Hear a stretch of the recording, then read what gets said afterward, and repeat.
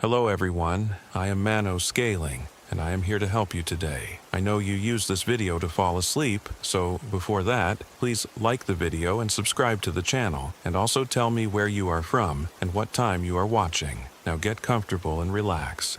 My name is Marcus, I'm 34, and I never should have answered when my brother's voice called me into Devil Canyon that October night in Bighorn Canyon National Recreation Area, Montana.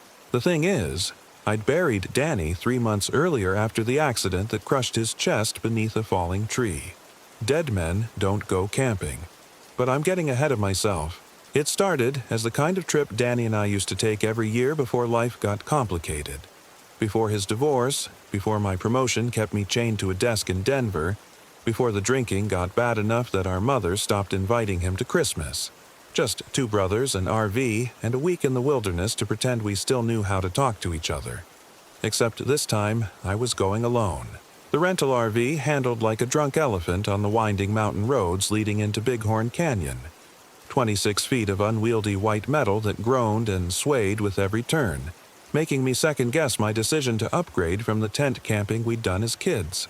But Danny had always talked about getting one of these things, planning elaborate cross-country trips we never took, and I suppose this was my way of honoring that dream. The October air carried the sharp bite of early winter when I pulled into Devil Canyon Campground late Thursday afternoon. The place was nearly deserted, just my RV and a battered pickup truck with Idaho plates parked near the restrooms. The ranger station was closed for the season, which meant no cell service, no backup, and no one to hear you scream except the wind through the canyon walls. Perfect. I'd chosen Site 17 deliberately. It was Danny's lucky number, and the spot offered the kind of isolation he'd loved, tucked back against the red rock cliffs with nothing but sagebrush and shadow for company. The silence felt thick enough to cut as I backed the RV into position, broken only by the distant cry of a hawk and the soft whisper of wind through stone. Setting up camp took longer than expected. The RV's leveling system fought me at every turn, and by the time I had the stabilizer jacks down and the water connected, the sun was already kissing the canyon rim. I'd brought enough supplies for a week. Canned goods, frozen dinners, a case of Danny's favorite beer, but suddenly the thought of 7 days alone in this vast emptiness felt less like healing and more like penance. I cracked open a Coors and stood outside the RV, watching shadows creep across the canyon floor like spilled ink. The silence was profound, almost aggressive in its completeness. No traffic hum, no neighbor's television, no city sounds to anchor me to the familiar world. Just wind and stone and the weight of my own breathing. That's when I heard it for the first time. Marcus, my name, carried on the evening breeze from somewhere beyond the campsite. Clear as daylight, unmistakable as fingerprints. I froze with the beer halfway to my lips, every nerve suddenly electric. "Hello," I called back, feeling foolish even as the word left my mouth. Nothing, just the wind sighing through the rocks like a dying breath. I told myself it was imagination, grief playing tricks on an overtired mind. But the voice had been so clear, so familiar. It sounded like, no, Danny was dead. I'd seen the body, heard the dirt rattle against the coffin lid. Dead men don't call your name from empty canyons. I finished the beer quickly and retreated inside the RV, locking the door behind me like that flimsy latch could keep out whatever lived in the growing darkness. The interior felt cramped after the vast openness outside, but at least it was mine. Controlled. Safe. Dinner was a frozen pasta dish that tasted like cardboard and regret. I tried reading, tried watching downloaded movies on my laptop, but the silence outside pressed against the RV's thin walls like something alive and hungry. Every settling creak of cooling metal made me jump. Every whisper of wind through the awning sounded like footsteps circling the campsite. By 10 o'clock I was ready for bed, exhausted by travel and the peculiar strain of being truly alone. The RV's bed was barely wide enough for one person, but it beat sleeping on the ground. I changed into sweats and was reaching for the light switch when I heard it again. Marcus. This time it was closer, much closer, right outside the RV. My blood turned to ice water. I pressed my face to the small window above the sink, cupping my hands around my eyes to block the interior light. The campsite beyond was a landscape of silver and black, washed in pale moonlight and deep shadow. Nothing moved. Nothing breathed. "Danny?" I whispered, feeling insane for even forming the word. The voice came again, and this time there was no mistaking it. Danny's voice, with that slight rasp from years of cigarettes, the way he said my name when he needed something. "Marcus, come out here." My hand trembled as I reached for the door handle, then jerked back like I'd touched fire. This wasn't possible. Danny was dead. I'd been to the funeral, for Christ's sake. I'd given the eulogy. I'd scattered his ashes in the Platte River just like he'd wanted. But that was definitely his voice. I grabbed a flashlight from the kitchen drawer and forced myself to unlock the door. The night air hit me like a physical blow, cold and sharp with the smell of sage and something else. Something organic and unpleasant, like meat left too long in the sun. "Danny?" I called, sweeping the flashlight beam across the empty campsite. "Danny, is that you?" The beam caught something at the edge of the clearing. A flash of movement that could have been an animal, or wind-blown brush, or a trick of light and shadow. But for just a moment, I could have sworn I saw the outline of a man standing among the scrub oak, watching me. "If you're out there, this isn't funny," I said, but my voice cracked on the words. Because part of me, the part that had never quite accepted the finality of that closed casket, desperately wanted it to be him. Wanted this impossible second chance to say all the things I'd never found the courage to say while he was alive. The wind picked up, carrying the bitter scent of sage and that underlying odor of decay. Something rustled in the brush beyond the campsite, but when I swung the flashlight toward the sound, there was nothing there but empty desert and the looming bulk of canyon walls. I stood there for 10 minutes, flashlight beam dancing across rocks and shadows, before finally admitting defeat. If someone was playing games, they were better at hide-and-seek than I was at seeking. If it was grief-induced hallucination, well, that was a problem for tomorrow's therapy session. Back inside the RV, I double-checked the door lock and drew all the curtains. Sleep came eventually, but it was thin and restless, full of dreams where Danny sat across from me at our childhood kitchen table, his mouth moving soundlessly while dirt spilled from between his lips. I woke to silence and pale dawn light filtering through the curtains. For a moment, I lay still, listening for any sound from outside. Nothing. Just the ordinary quiet of an empty canyon at sunrise. Coffee helped restore some semblance of normality. I fried eggs and bacon on the RV's small stove, read yesterday's downloaded news on my laptop, and tried to convince myself that last night had been nothing more than stress and an overactive imagination. People heard things in the wilderness. It was a documented phenomenon. Auditory hallucinations brought on by sensory deprivation and psychological isolation. Of course, that didn't explain why the eggs tasted like ash in my mouth, or why I kept glancing toward the windows as if something might be pressed against the glass, watching me eat. By mid-morning, I'd worked up enough courage to venture outside. The campsite looked exactly as I'd left it. My camp chair still folded beside the picnic table, the propane grill still covered with its protective tarp.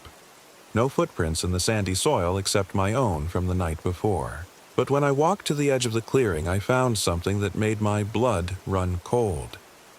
Scratched into the bark of a massive cottonwood were 3 words in uneven, desperate letters. "Marcus, come home." The cuts were fresh, weeping pale sap that caught the morning light like tears. The lettering was crude but unmistakable, carved with something sharp and wielded by someone who knew my name. I stared at the message until my eyes watered, mind racing through possibilities. Another camper playing a sick joke? A coincidence? Another Marcus who'd been here before me? But the campground host had assured me I'd be alone until the weekend, and the cuts in the bark were clearly fresh. That left options I didn't want to consider. I spent the day hiking the canyon trails, trying to outrun the growing unease that clung to me like smoke. Bighorn Canyon was beautiful in the harsh way of desert country, all red rock and impossible sky, ancient and indifferent to human concerns. The silence was vast and clean, broken only by my own footsteps and the occasional cry of a raven. But I couldn't shake the feeling that something was watching me. Not the casual observation of wildlife, but focused attention. predatory, and patient. Twice I spun around, certain I'd glimpsed movement at the edge of my vision, but found only empty trail and windswept stone. By late afternoon, I was exhausted and rattled. The hike back to camp seemed to take forever. The familiar landmarks somehow transformed into alien geography. When the RV finally came into view, I nearly wept with relief. That relief died when I saw what was waiting for me. Every piece of outdoor equipment I'd left around the campsite had been moved.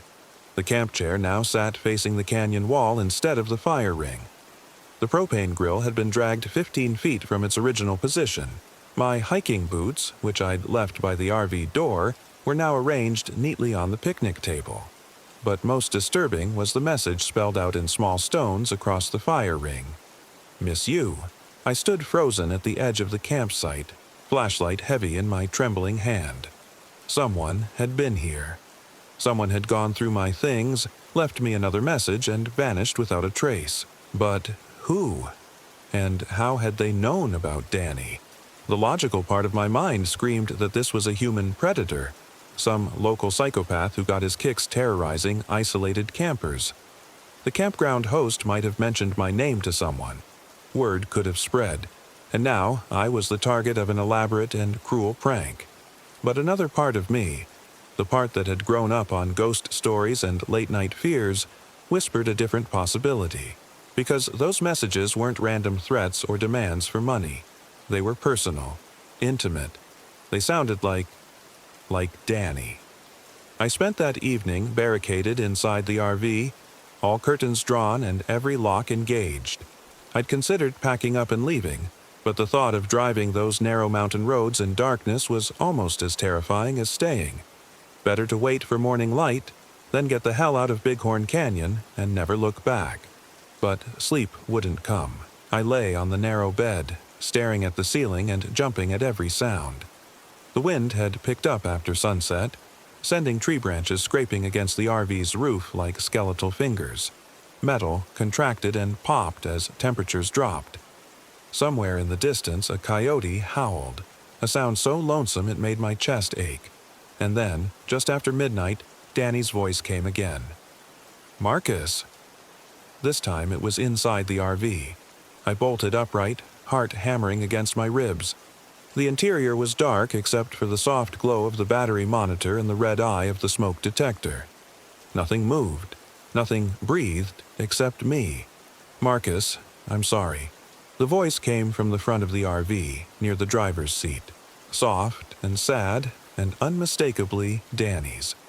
I grabbed the flashlight from the bedside compartment, hands shaking so badly I nearly dropped it. "Who's there?" I managed to croak.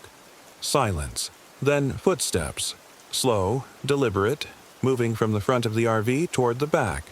Toward me. I clicked on the flashlight and swung the beam down the narrow aisle between dinette and kitchen. Nothing, just familiar RV interior and empty shadows. But I could hear the footsteps clearly now, the soft thud of boot soles on carpet. "Danny!" The word came out as a whisper. The footsteps stopped directly beside the bed. I held my breath, flashlight beam trembling as I swept it back and forth across empty air.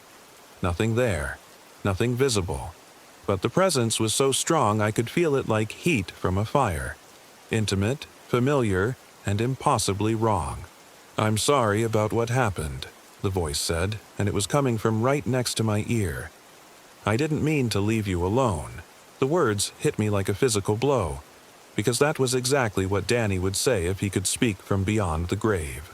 He'd always been the one who tried to fix things, who smoothed over family arguments and apologized for situations that weren't his fault. Even his death, pinned beneath a tree while cutting firewood for our mother's house, felt like the kind of noble, senseless accident Danny would manage. "You're not real," I said to the darkness. "Danny's dead. I buried him myself." "I know." The voice was infinitely sad. "But I couldn't go. Not yet. Not until I made things right with you." Tears. I didn't know I was crying spilled down my cheeks. This was insane. This was grief and isolation and stress manifesting as auditory hallucination, but it sounded so much like him. down to the slight catch in his voice when he was trying not to cry.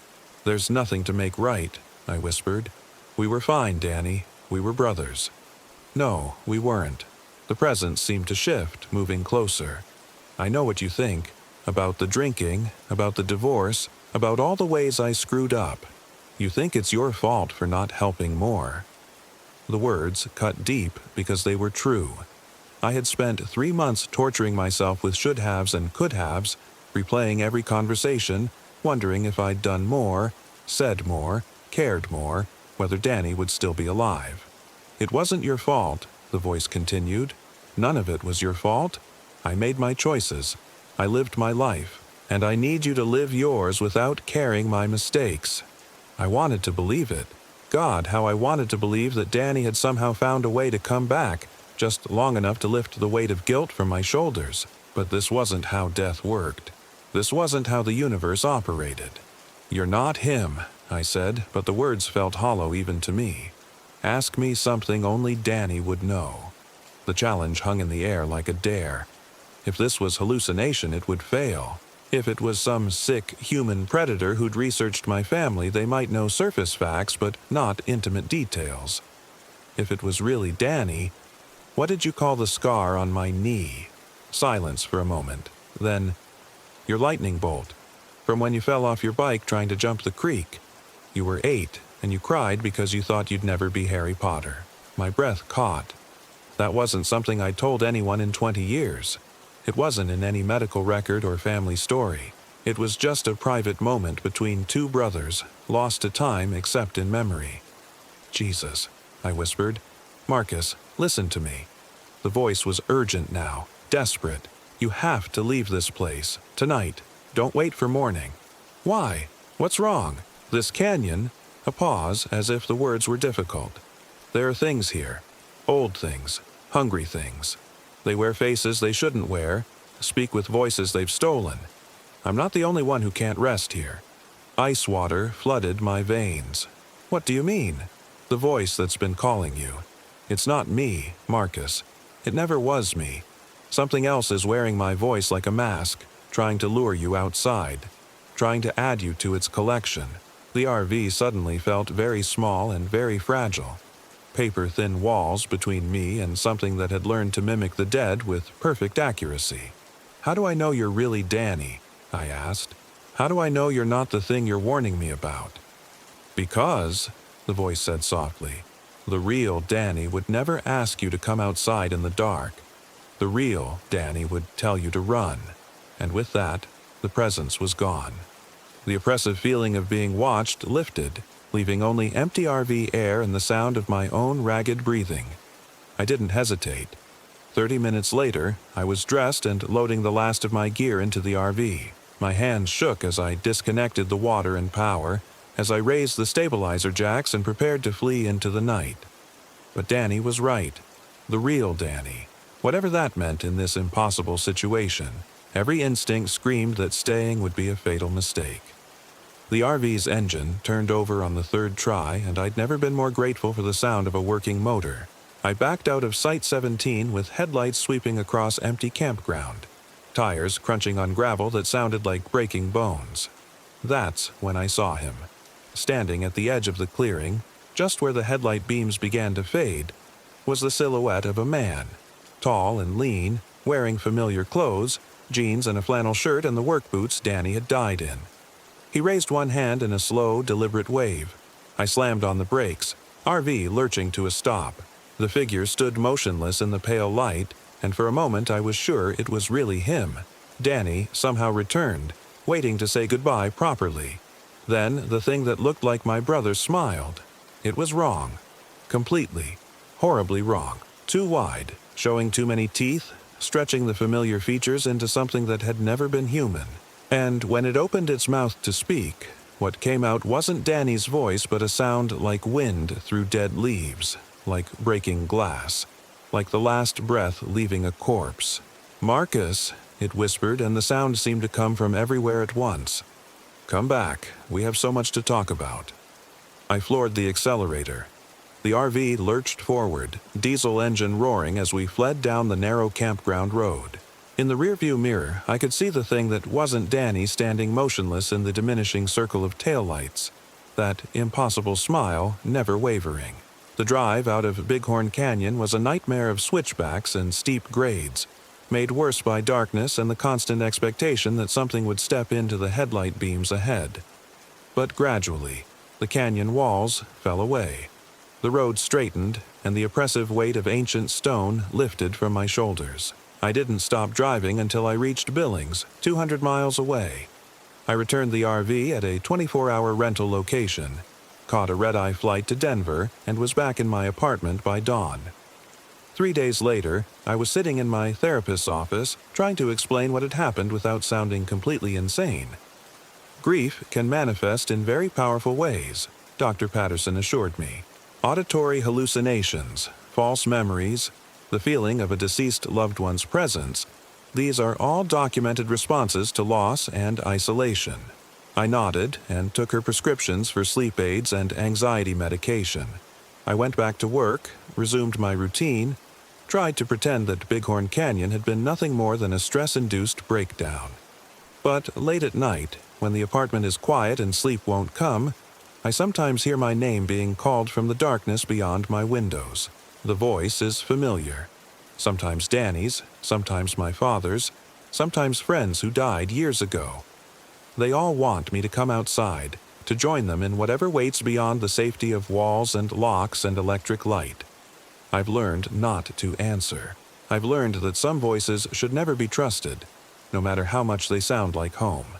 Because whatever lives in that canyon isn't finished with me. It tasted my grief, my guilt, my desperate love for a dead brother, and found it delicious. It's still hungry, still calling, and someday, when I'm tired enough or broken enough or lonely enough, I might just be weak enough to listen.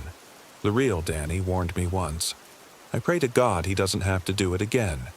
But in my dreams, I'm already walking back toward Devil Canyon, following a voice that knows exactly how to hurt me, following a smile that's too wide and too knowing and too eager to show me what it's learned about being human.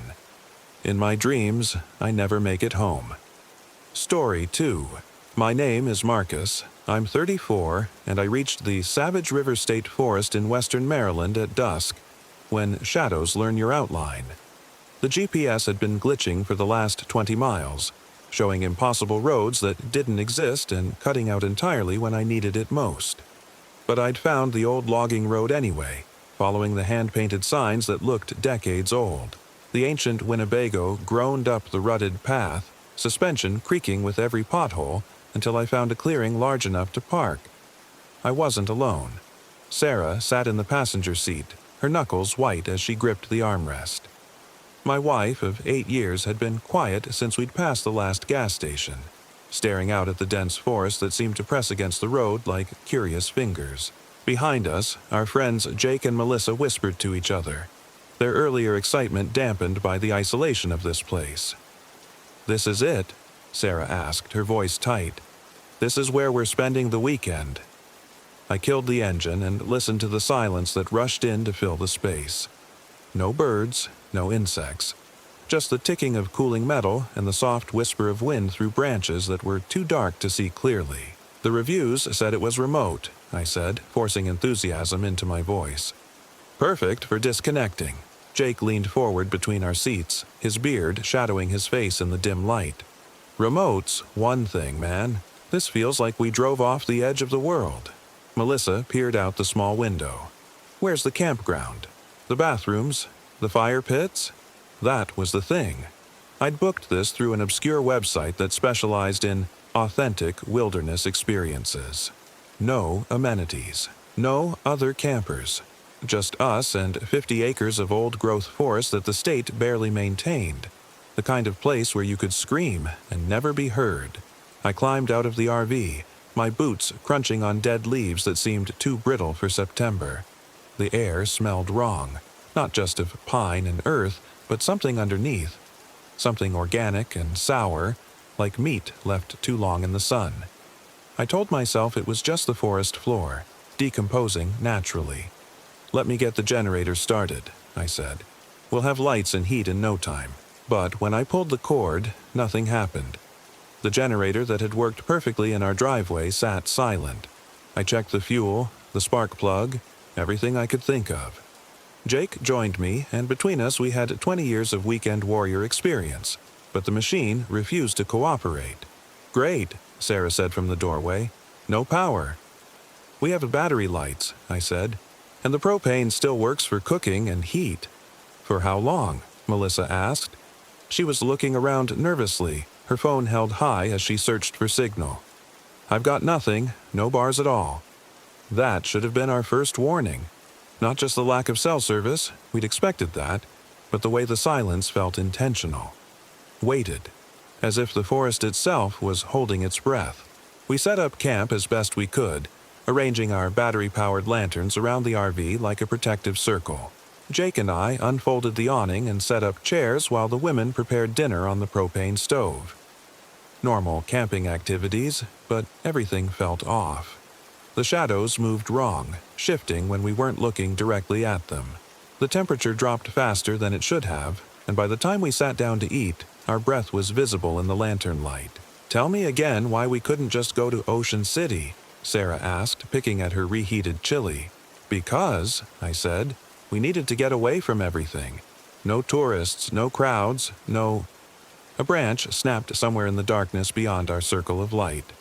We all froze, forks halfway to our mouths. "Just an animal," Jake said after a moment, but his voice was uncertain.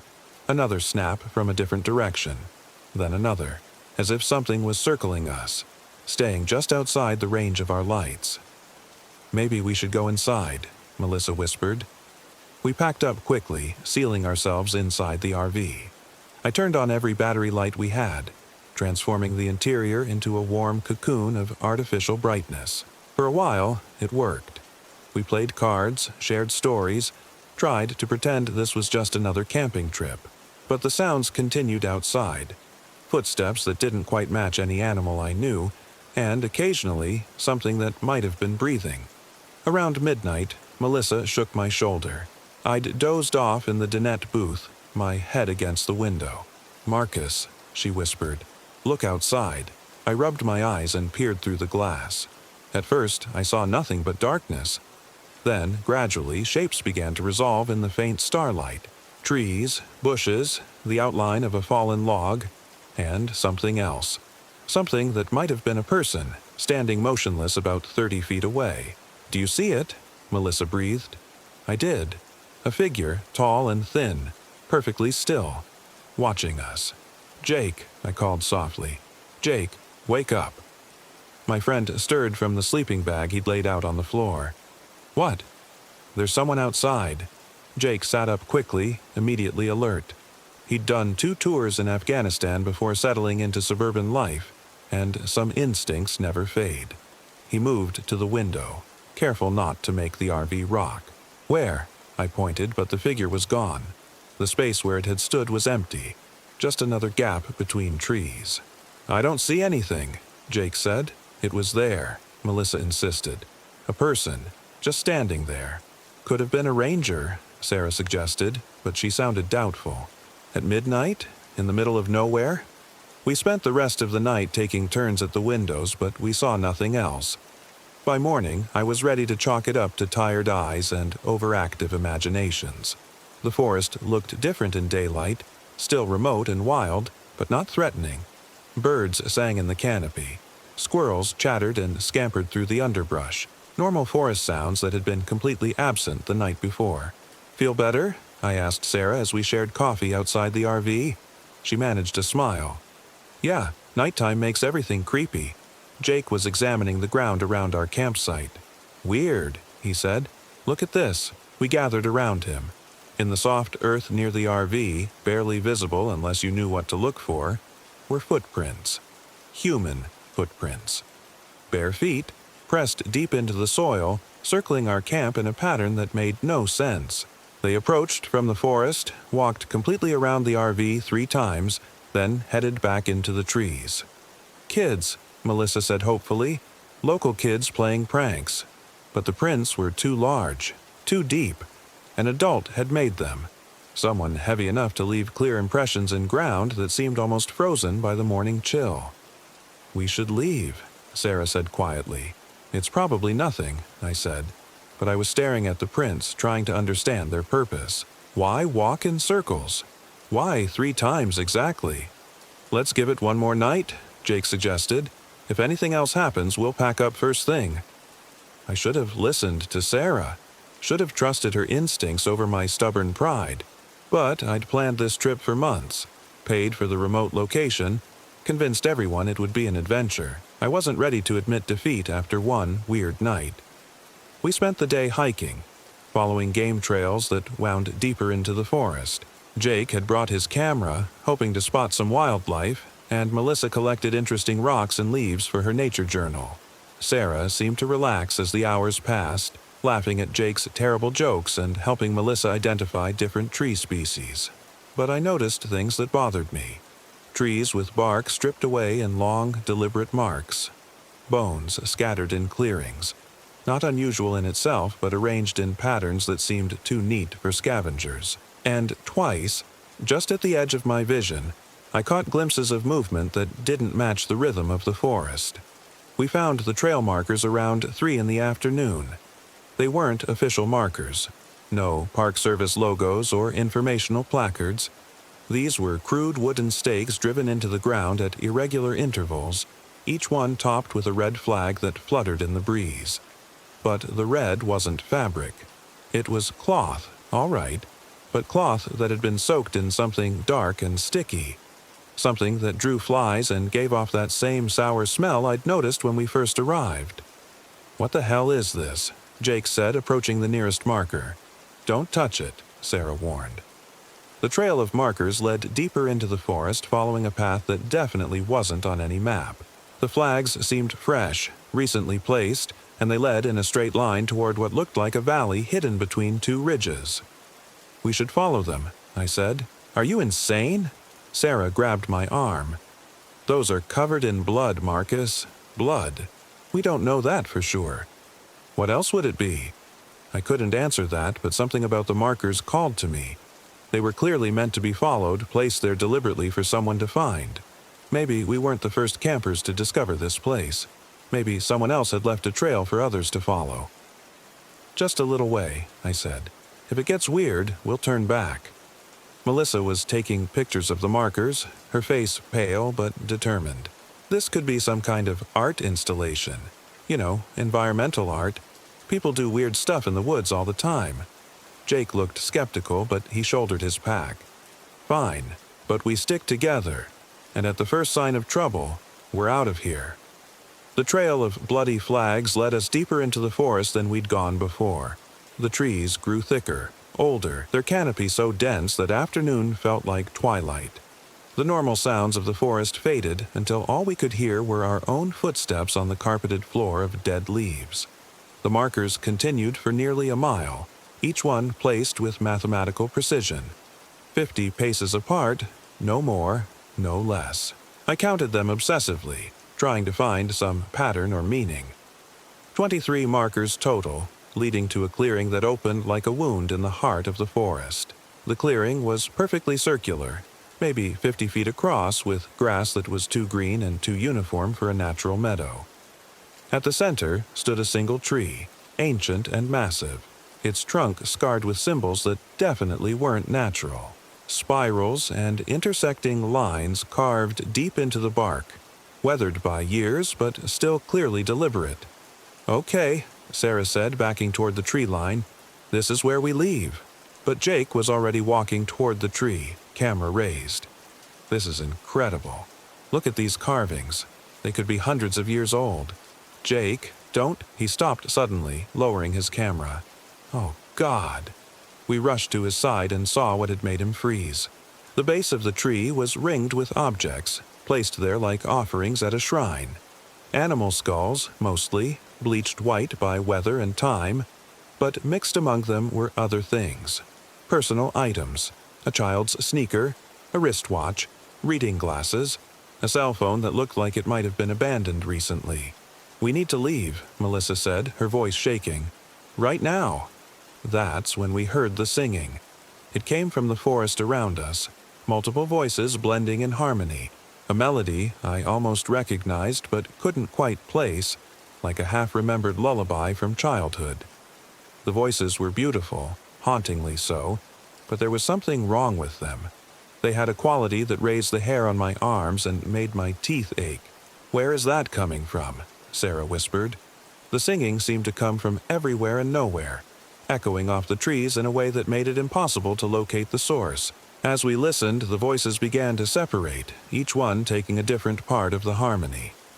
I counted at least 6 distinct singers, maybe more. Jake was backing away from the tree, his face pale. "That's not right. That's not human." The singing grew louder, more complex, and underneath the melody I began to hear words. Not in any language I recognized, but words nonetheless. Repeated phrases that seemed to echo in my skull long after they'd been sung. "The trail," I said. "Follow the markers back." We ran. Not walking quickly or hiking at a determined pace, we ran like prey animals, crashing through underbrush and stumbling over roots in our haste to get away from that clearing. The singing followed us, always at the same volume no matter how far we traveled, as if the singers were keeping pace just out of sight. The markers were still there, thank God, and we followed them back toward our camp. But something was wrong. I was counting them again, obsessively, and there were more than before. I was sure we'd passed 23 on the way in, but now I counted 37. New markers had appeared, extending the trail past our original path and branching off in directions we hadn't explored. "This isn't right," I panted, stopping at a fork where 2 sets of markers diverged. "This wasn't here before." "Maybe we got turned around," Melissa suggested, but she sounded doubtful. The singing had stopped, but the silence that replaced it was worse. It felt expectant, as if the forest was waiting for us to make a choice. Take the original trail back to safety, or follow one of the new branches deeper into whatever waited for us in the dark. Sarah grabbed my hand. "The original path, the one we came in on." I tried to remember which way we'd approached the fork, but the markers all looked identical. The bloody flags fluttered in a breeze I couldn't feel, pointing in every direction, and none. Jake made the decision for us. "This way," he said, choosing the leftmost path. I remember that broken branch. We followed him, trusting his military training and experience in hostile territory. But after 10 minutes of walking, we found ourselves in a section of forest I didn't recognize. The trees were different here, younger, with pale bark that looked almost diseased. And the markers were changing too. The flags were darker, the blood fresher, as if they'd been placed only hours before. "We're lost," Sarah said flatly. Jake consulted his compass, frowning. "This doesn't make sense. We should be heading east, back toward the campsite. But the compass says we're going north. Maybe it's broken." It was working fine this morning. I checked my own compass, a backup I always carried. The needle spun wildly before settling on a direction that disagreed with Jake's reading by nearly 90 degrees. That's when we heard the footsteps. Not the sounds of someone walking on a trail, but the deliberate placement of feet in the underbrush. Someone was following us, staying just far enough back to remain hidden but close enough that we could hear their approach. The footsteps matched our pace exactly. When we walked, they walked. When we stopped, they stopped. "Hello," Jake called out. "Is someone there?" The footsteps stopped. The forest held its breath. "We're lost," Jake continued. "If you can help us find our way back to the logging road, we'd appreciate it." Silence. Then, from much closer than the footsteps had been, came a voice. "Follow the markers." It was a man's voice, low and rough, speaking with an accent I couldn't place. But there was something wrong with it. Something that made my skin crawl. It sounded like someone trying to remember how human speech worked. "What markers?" I called back. "There are markers going everywhere." "Follow the markers," the voice repeated, exactly the same tone and inflection, like a recording being played back. Sarah tugged at my sleeve. "Don't talk to it anymore." "It? That's not a person, Marcus. Listen to it." The voice came again, from a different location this time. "Follow the markers. Follow the markers. Follow the markers." Each repetition was identical, with no variation in pitch or timing. And now it was coming from multiple directions, as if the same voice was speaking from several places at once. We started moving again, choosing a direction at random and hoping for the best. The voices followed us, always just out of sight, repeating their mantra like a broken record. Follow the markers. Follow the markers. The light was fading, though it was still hours before sunset. The canopy had grown so thick that only scattered beams of sunlight reached the forest floor, and those beams seemed dimmer than they should be. Soon, we'd be walking in near darkness, following a trail marked with bloody flags toward a destination we couldn't imagine. That's when Melissa disappeared. One moment she was walking behind me, her breathing audible in the oppressive silence. The next moment, she was gone. I turned around and found an empty space where she should have been, as if she'd simply ceased to exist. "Melissa?" Sarah called. No answer. Where did she go? Jake had his phone out, using its flashlight to examine the ground. There are no tracks. She was right behind us.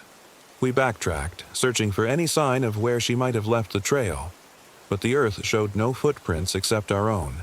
No broken branches or disturbed undergrowth to indicate someone had passed through. "Melissa!" I shouted. "Melissa!" My voice echoed strangely in the forest, bouncing back as if the trees were arranged in a perfect acoustic chamber. And underneath my echo, barely audible, I heard something else. Melissa's voice calling back to us. "Here," she said. "I'm here." But her voice came from above us, from the canopy of trees that blocked out the sky. We tilted our heads back, squinting into the gloom above. There, impossible but undeniable, was Melissa. She was sitting on a branch 40 feet above the ground, her legs dangling like a child's. Her face was turned down toward us, and she was smiling. "Melissa?" Sarah's voice cracked. "How did you get up there?" "I've been waiting for you," Melissa said.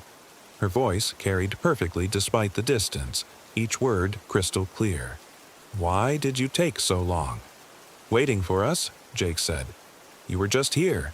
You were walking right behind us." Melissa's smile widened. "I've been waiting for you," she repeated in exactly the same tone. Jake was already moving toward the base of the tree, looking for a way to climb up. "Hold on, Mel. We'll get you down." "Don't," Sarah grabbed his arm. "Something's wrong with her." She was right. Melissa's smile was too wide, stretching her mouth into an expression no human face should be able to make. And her eyes were completely black, as if her pupils had expanded to swallow the iris and whites entirely. "I've been waiting for you," she said again. "Follow the markers." That's when I realized it wasn't Melissa at all. The thing in the tree wore her face, her clothes, even her voice. But it moved wrong, held itself at angles that hurt to look at, and when it spoke, its mouth didn't quite match the words we heard. "We need to run," I said quietly. The thing that looked like Melissa tilted its head, studying us with those black, empty eyes. "Follow the markers," it said in Jake's voice. Then, in Sarah's voice, "Something's wrong with her." Then, in my voice, "We need to run." It was mimicking us, replaying our conversation like a tape recorder. But the words came from Melissa's mouth, spoken in voices that weren't hers. We ran again, abandoning any hope of finding our friend. Behind us, the thing in the tree began to laugh, a sound like breaking glass that followed us through the forest long after we'd left it behind. The markers were everywhere now, sprouting from the ground like obscene flowers. Dozens of them, hundreds, creating a maze of bloody flags that led in every conceivable direction. Some pointed toward dark hollows between the trees. Others indicated paths that seemed to climb the air itself, following routes that existed in 3 dimensions instead of 2. "Which way?" Jake gasped. We'd been running for what felt like hours, and the adrenaline was wearing off. "Which fucking way?" I chose at random, following a line of markers that seemed to lead downhill. Downhill meant water, and water meant a way out of this maze. But after a few hundred yards, the markers began to change. The flags were no longer soaked with blood. They were made of blood, dark and glistening, shaped into familiar forms. Clothing. The flags were pieces of clothing, torn and bloodied. A scrap of denim that might have come from jeans. A piece of flannel that looked like it belonged to a work shirt. A square of yellow fabric that reminded me of... "That's Melissa's shirt," Sarah whispered. It was. the distinctive yellow hiking shirt Melissa had been wearing, now torn into strips and mounted on wooden stakes like trophies. Jake grabbed one of the flags, examining it closely. "This is fresh, still wet." "That's impossible. We just saw her in the tree." "Did we?" Jake's voice was hollow. "Are you sure about that?" I wasn't sure about anything anymore. The forest had taken our friend and replaced her with something that wore her appearance like a costume. For all we knew, she was already dead, torn apart to provide material for the bloody trail markers that led deeper into this nightmare. The trail of clothing led us to a creek, barely a trickle of water flowing over smooth stones. But it was moving water, and that meant it had to lead somewhere. We followed it downstream, stumbling over rocks and fallen logs in our haste to escape the markers and their grisly decorations. The creek meandered through the forest for what felt like miles, growing gradually wider as smaller tributaries joined the flow. Soon, it was a proper stream, then a small river, and finally we heard the sound that made our hearts leap with hope. The distant rumble of traffic. A road. We'd found a road. We crashed through the last line of trees and emerged onto cracked asphalt, a 2-lane highway that stretched in both directions through the forest. But something was wrong. The road was too empty, too quiet. No traffic despite the sound we'd heard. No tire marks on the pavement.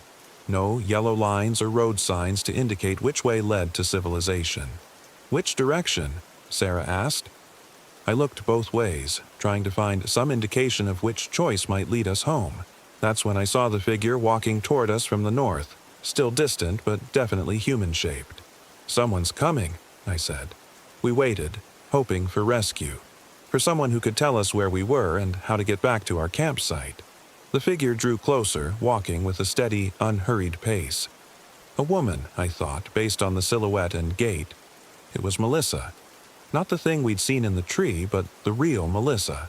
She looked exactly as she had when she'd disappeared, wearing the same yellow shirt that we'd seen torn into bloody flags. She walked toward us with a pleasant smile, waving as if we'd just bumped into each other at the grocery store. "There you guys are," she said as she approached. "I've been looking everywhere for you." "Melissa?" Sarah's voice was uncertain. "Is that really you?" "Of course it's me. Who else would it be?" Melissa's smile never wavered. "I got separated from you guys back at that weird clearing. Took me forever to find my way out of the woods." She looked normal, sounded normal, but I remembered the thing in the tree and the yellow fabric on the marker stakes and the way her eyes had been completely black. "How did you get out of the forest?" Jake asked carefully. "I followed the creek, same as you guys." Melissa gestured toward the tree line. "Lucky thing it led to this road, right?" "What creek?" I said. Melissa's smile flickered for just a moment. "The creek. The one right behind you." I turned around. There was no creek. The forest stretched unbroken to the edge of the asphalt with no sign of the stream we'd followed for miles. No gap in the trees where we'd emerged. It was as if the creek had never existed. "Melissa," Sarah said slowly, "what's my middle name?" The thing that looked like Melissa tilted its head slightly, considering the question. "You're being silly, Sarah. Of course I know your middle name." "Then what is it?" "It's Sarah." Sarah backed away, her face pale. "My middle name is Elizabeth. Melissa has known that since college." The thing's smile began to stretch, growing wider and wider until it split its face from ear to ear. Inside its mouth, instead of teeth and tongue, was only darkness. Not shadow or the absence of light, but a darkness so complete it seemed to pull at our vision, trying to draw us in. "Follow the markers," it said in Melissa's voice.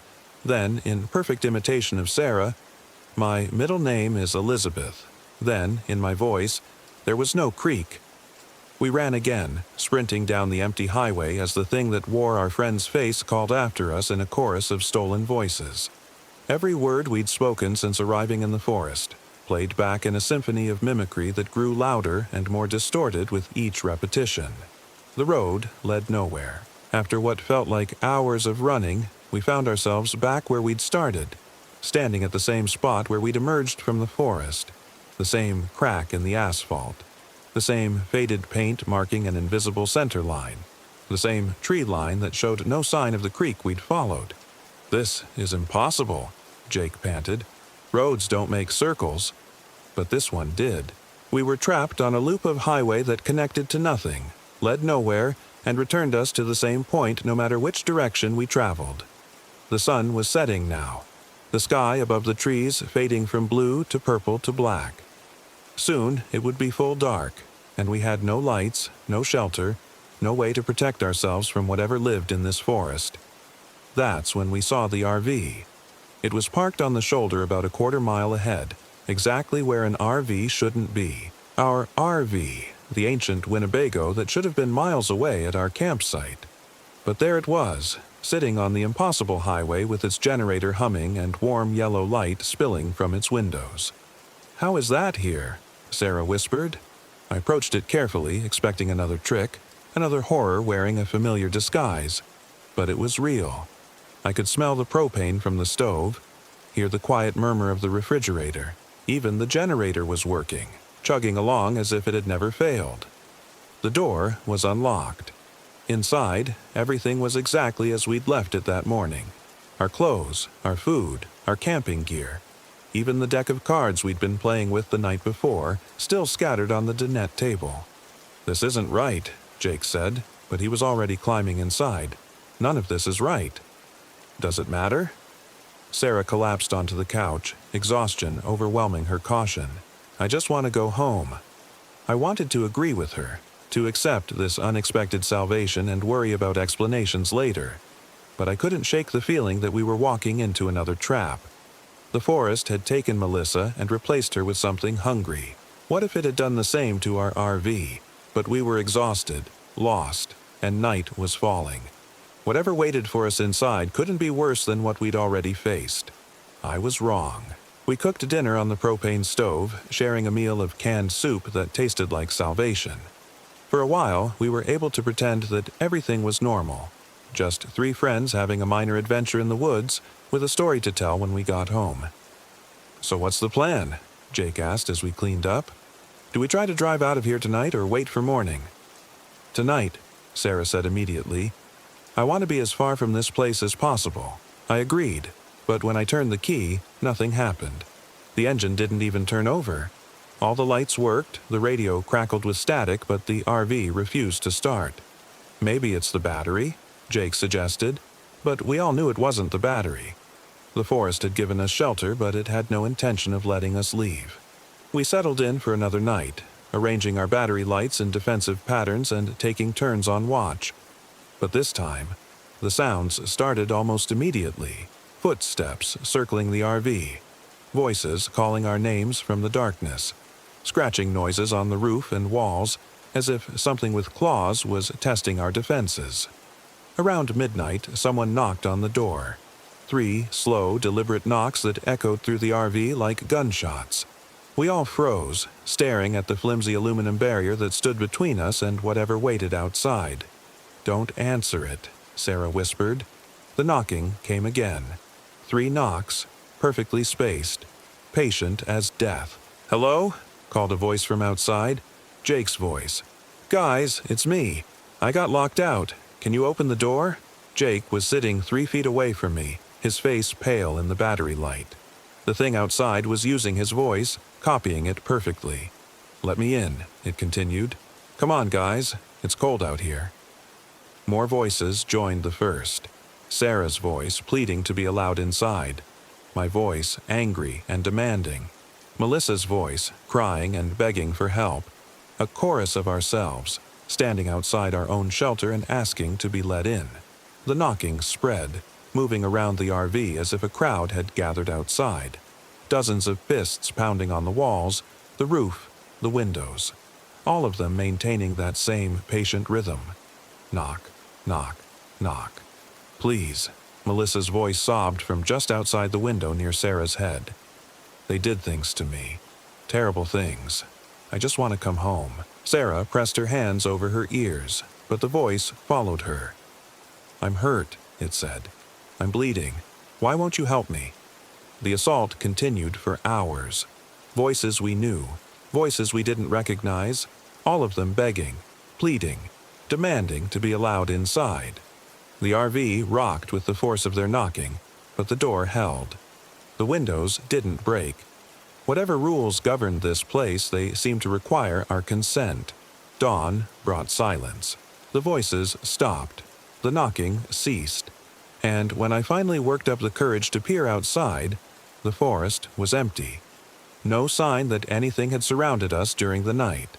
But the RV had moved. We were no longer parked on the highway. During the night, while we'd been barricaded inside, the RV had somehow been transported deeper into the forest. We sat in a clearing I didn't recognize, surrounded by trees so tall their tops disappeared into the morning mist. "This is it," Sarah said quietly. "We're never leaving here." I tried the engine again, and to my surprise, it started immediately. But when I put the RV in gear and tried to drive toward what looked like a gap between the trees, we didn't move. The wheels spun, the engine revved, but we remained stationary, as if the RV was anchored to this spot by invisible chains. That's when Jake found the notebook. It was lying on the dinette table where our cards had been the night before, an old composition book with a marbled cover, the kind children use in school. Inside, written in a dozen different hands, were entries that made my blood freeze. Day 1. Found this place by accident. GPS stopped working. Generator won't start. Sarah thinks we should leave, but we'll give it one more night. It was my handwriting. My words, but I'd never written them. Jake flipped through the pages, his face growing paler with each entry. Different handwriting, different names, but the same story repeated over and over. Campers who'd found this place.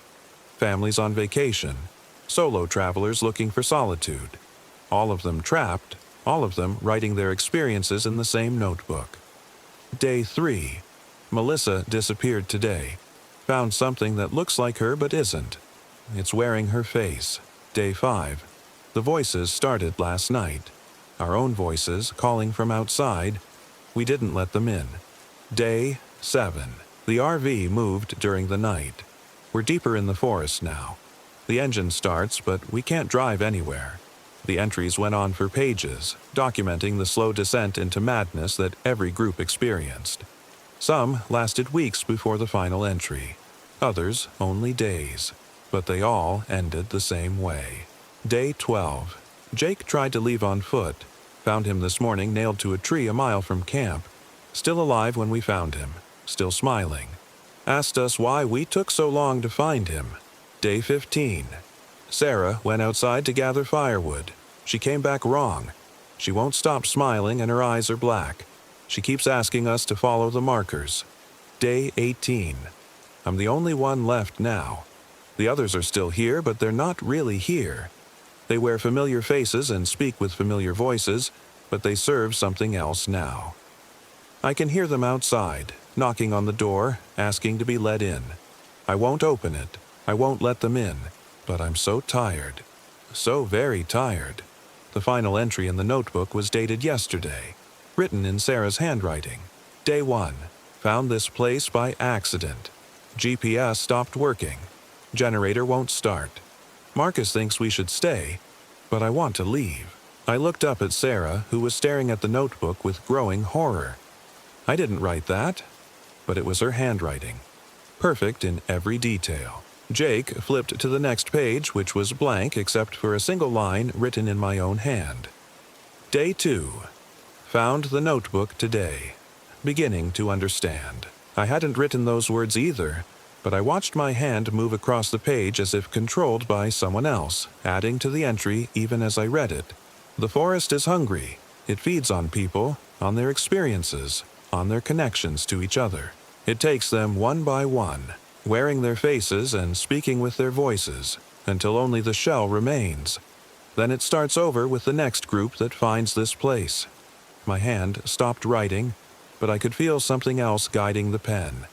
Something that wanted to add more, to complete the story that had been written so many times before. We found Melissa today. Jake slammed the notebook shut, his face white with terror.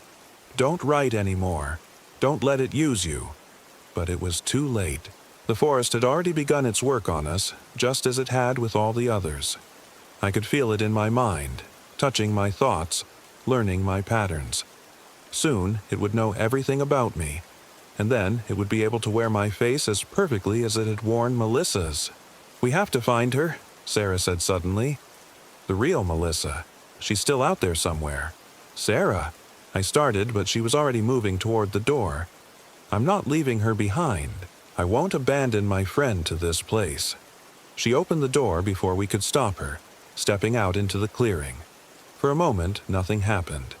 Then, from the tree line came a voice I recognized. "Sarah? Is that you?" Melissa stepped out from behind a massive oak, looking exactly as she had 3 days ago. No torn clothing, no signs of injury or distress. She smiled and waved, walking toward Sarah with open arms. "I've been looking everywhere for you guys," she called. "Where have you been?" Sarah ran toward her friend, relief and joy overwhelming her caution. They embraced in the center of the clearing, two friends reunited after a nightmare separation. That's when I saw the others. They emerged from the forest one by one, dozens of them, all wearing familiar faces. There was another Sarah and another Jake, and another version of myself. All of them smiling, all of them walking toward the RV with expressions of benign welcome. "Come on out," called one of the other Marcuses. "The weather's beautiful today, perfect for hiking." More figures appeared. Men, women, children. Families that had found this place over the years, now serving as its collection agency. They looked normal, happy even, but their eyes held that same black emptiness I'd seen in the thing that wore Melissa's face. Jake grabbed my arm. "We need to get Sarah and run." But when I looked back at the clearing, there were two Sarahs now. One embracing Melissa, the other standing near the tree line looking confused. Both of them identical in every detail. "Sarah," I called. "Which one are you?" Both of them turned toward me. Both of them smiled. Both of them said in perfect unison, "I'm here, Marcus. Come help me." The crowd of doppelgangers was growing, surrounding the RV in a loose circle. I saw faces I recognized from the notebook, previous victims who had been absorbed into the forest's collection. They all looked content, peaceful, as if they'd found exactly what they'd been searching for. "Don't listen to them," Jake whispered. "They're not real. None of them are real. But how could we tell? They looked real, sounded real, even seemed to cast proper shadows in the morning light. If the forest could duplicate us so perfectly, how would we ever know which version was authentic?" The crowd began to close in, still smiling, still maintaining that facade of friendly normalcy. They moved with the patience of hunters who knew their prey had nowhere to run. "Follow the markers," said one of the fake Melissas. "We've been waiting for you," added a duplicate Jake. "Why did you take so long to find us?" asked a Sarah that wasn't quite right, her smile too wide and her eyes too empty. I slammed the RV door and locked it, sealing us inside. But the locks were just aluminum and plastic, barely strong enough to keep out a determined child, let alone the supernatural force that controlled this place. "The notebook," Jake said urgently. "Maybe there's something in the other entries, something that tells us how to escape." We flipped through the pages frantically, looking for any hint that someone had found a way out. But every story ended the same way, with the writer becoming part of the forest collection, adding their voice to the chorus that lured new victims deeper into the trap. Wait. There was one entry that was different, written in shaky handwriting, as if the author's hand had been trembling. Day 20. Found the source today. The tree in the clearing. The one with the carvings. It's not just a tree. It's a doorway. The symbols are instructions, a map of sorts. But the price, God, the price is too high. It wants one of us. A willing sacrifice. Someone who chooses to stay behind so the others can leave. The entry continued. Jennifer volunteered. Said she'd rather die as herself than live as one of those things. We tried to stop her, but she was right. The tree opened when she pressed her hands to the symbols. The road appeared, leading back to the real world. We could have escaped, all of us. But when we looked back, Jennifer was still standing there, still smiling, her eyes black as the others. The forest had taken her anyway. So there was a way out, but it required a sacrifice. Someone had to stay behind, had to feed the forest's hunger so the others could escape. But even then, there was no guarantee. The forest was ancient and patient and clever. It had learned to break every rule, to find loopholes in every bargain. The knocking started again, but this time it was different. Instead of the patient rhythm we'd heard before, the sounds were urgent, desperate, as if something was trying to break in rather than simply asking for permission. "Let us in," shouted a voice that sounded exactly like Sarah. "Please, they're coming. You have to let us in." Through the window, I could see two figures running toward the RV, Sarah and Melissa, looking terrified and desperate. Behind them, the crowd of doppelgangers had stopped smiling. Their faces were expressionless now, blank as mannequins, and they moved with mechanical precision. "Don't open it," Jake warned. "It's another trick." But the Sarah outside was pounding on the door, her face pressed against the window, and she looked genuinely terrified. "Marcus, please. I'm the real Sarah. I escaped from them, but they're coming back." How could I tell? Both versions of my wife looked identical, sounded identical. One of them was real. The other was a perfect copy designed to fool me into making a fatal mistake.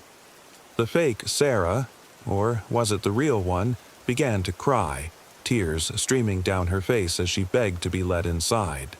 "I know how this looks," she sobbed. "I know you can't trust me, but I swear to you I'm real. I'm your wife. I'm the woman who burned the toast on our first anniversary. I'm the woman who cried when you proposed because I thought you were breaking up with me. I'm the woman who's terrified of spiders but pretends to be brave because she doesn't want to look weak." The details were perfect, too specific to be fabricated. These were private moments, intimate memories that only the real Sarah would know. But then I remembered the notebook, and how the forest seemed to absorb everything about its victims. Their memories, their personalities, their deepest secrets. The perfect copy would know everything the original had known. "What was the name of your childhood dog?" Jake called through the door. "Buster," Sarah replied immediately. "A golden retriever. He used to sleep in my bed until Mom found out and made me put his bed in the laundry room." It was the right answer, but of course it was. The forest would have absorbed that memory along with all the others. The crowd of doppelgangers was moving closer now, their blank faces turned toward the RV with mechanical precision. Soon they would reach the door, and then our choice would be made for us. "Sarah," I called through the window, "if you're really my wife, tell me something only you would know, something we've never told anyone else." She looked confused for a moment. Then understanding dawned in her eyes. "The miscarriage," she whispered. 3 years ago. We told everyone it was food poisoning, but you held me in the hospital bathroom while I cried and promised we'd try again when I was ready." My heart stopped. It was real. It was really her. No one else could possibly know about that moment, that private grief we'd shared in secret. I unlocked the door and pulled her inside, Melissa close behind. They collapsed on the floor, shaking and exhausted, their clothes torn from running through the forest. "Thank God," Sarah gasped. "I thought we were going to die out there." "What happened?" Jake asked. "Where have you been?" "They took us," Melissa said, her voice hollow. "The things that look like people. They dragged us to that tree, the one with the carvings. They were going to do something to us, some kind of ritual. But we escaped while they were feeding. Feeding on what? Other people. Campers who didn't make it to their RV in time. We saw them tear apart a family, a couple with 2 kids. The things ate their memories, their personalities, everything that made them human. Then they put on their faces and became them." Sarah, was shaking as she spoke, trauma written in every line of her body. "We hid in the forest for hours, trying to find our way back. But everything looks the same. Every tree, every path. It's like a maze designed to trap you forever. How did you find us?" "We followed the sound of the generator, but we had to be careful. There are so many fake RVs out there, copies designed to lure people in. We've been watching this one for an hour, trying to make sure it was real. It made sense. The forest would naturally create multiple versions of our shelter. each one a trap designed to capture different groups of victims. We'd been lucky to find the real one. Or maybe the forest had guided us here deliberately, knowing we'd feel safer inside our familiar space. "What do we do now?" I asked. "We need to get to that tree," Melissa said. "The one with the carvings. I think it's the way out." "The notebook mentioned a sacrifice," Jake said carefully. "Someone has to stay behind." Sarah's face went pale. "No. We all leave together, or no one leaves." "That's not how it works," Melissa said quietly. "The forest is hungry. It won't let us all go without taking something in return." Outside, the crowd of doppelgangers had reached the RV. They pressed against the windows, their blank faces staring in at us with empty eyes. They didn't speak, didn't make any threatening gestures. They just watched, patient and eternal. "We could try to run," Jake suggested. "Make a break for the tree while they're focused on the RV." "They'll catch us," Sarah said. "They know this forest better than we do. They're part of it now." That's when I noticed something wrong with Melissa. She was sitting in the exact same position she'd been in when she first entered the RV, her hands folded in her lap, her expression neutral. She hadn't moved in several minutes, not even to blink. "Melissa," I said carefully. She turned toward me with mechanical precision, her head rotating like a doll's. When she spoke, her voice was perfectly flat. "We need to get to that tree. The one with the carvings. I think it's the way out." The exact same words, in the exact same tone. Like a recording being played back. Jake saw it too. He was reaching for something, a knife from the kitchen drawer, when Melissa's face split into that impossible smile, stretching from ear to ear. "Why did you take so long to find us?" she asked in Sarah's voice. I grabbed Sarah's hand and pulled her toward the back of the RV, away from the thing that wore our friend's face. But Sarah resisted, looking confused. "What's wrong with you?" she demanded. "It's just Melissa." "Look at her eyes," I said. Sarah turned, and I watched her face go white with horror. Melissa's eyes had gone completely black, just like all the others. But worse than that, her mouth was moving without sound, as if she was speaking words we couldn't hear.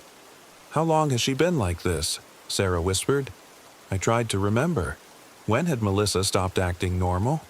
She'd seemed fine when they first entered the RV, traumatized but human. When had the switch happened? Then I realized the terrible truth. Melissa had never made it back to the RV.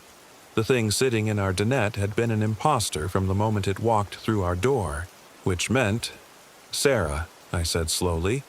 "What's my middle name?" She looked at me like I'd lost my mind. "What kind of question is that?" "Just answer me." "Robert.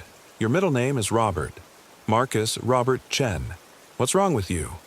It was the wrong answer. My middle name was David, not Robert. The real Sarah would have known that.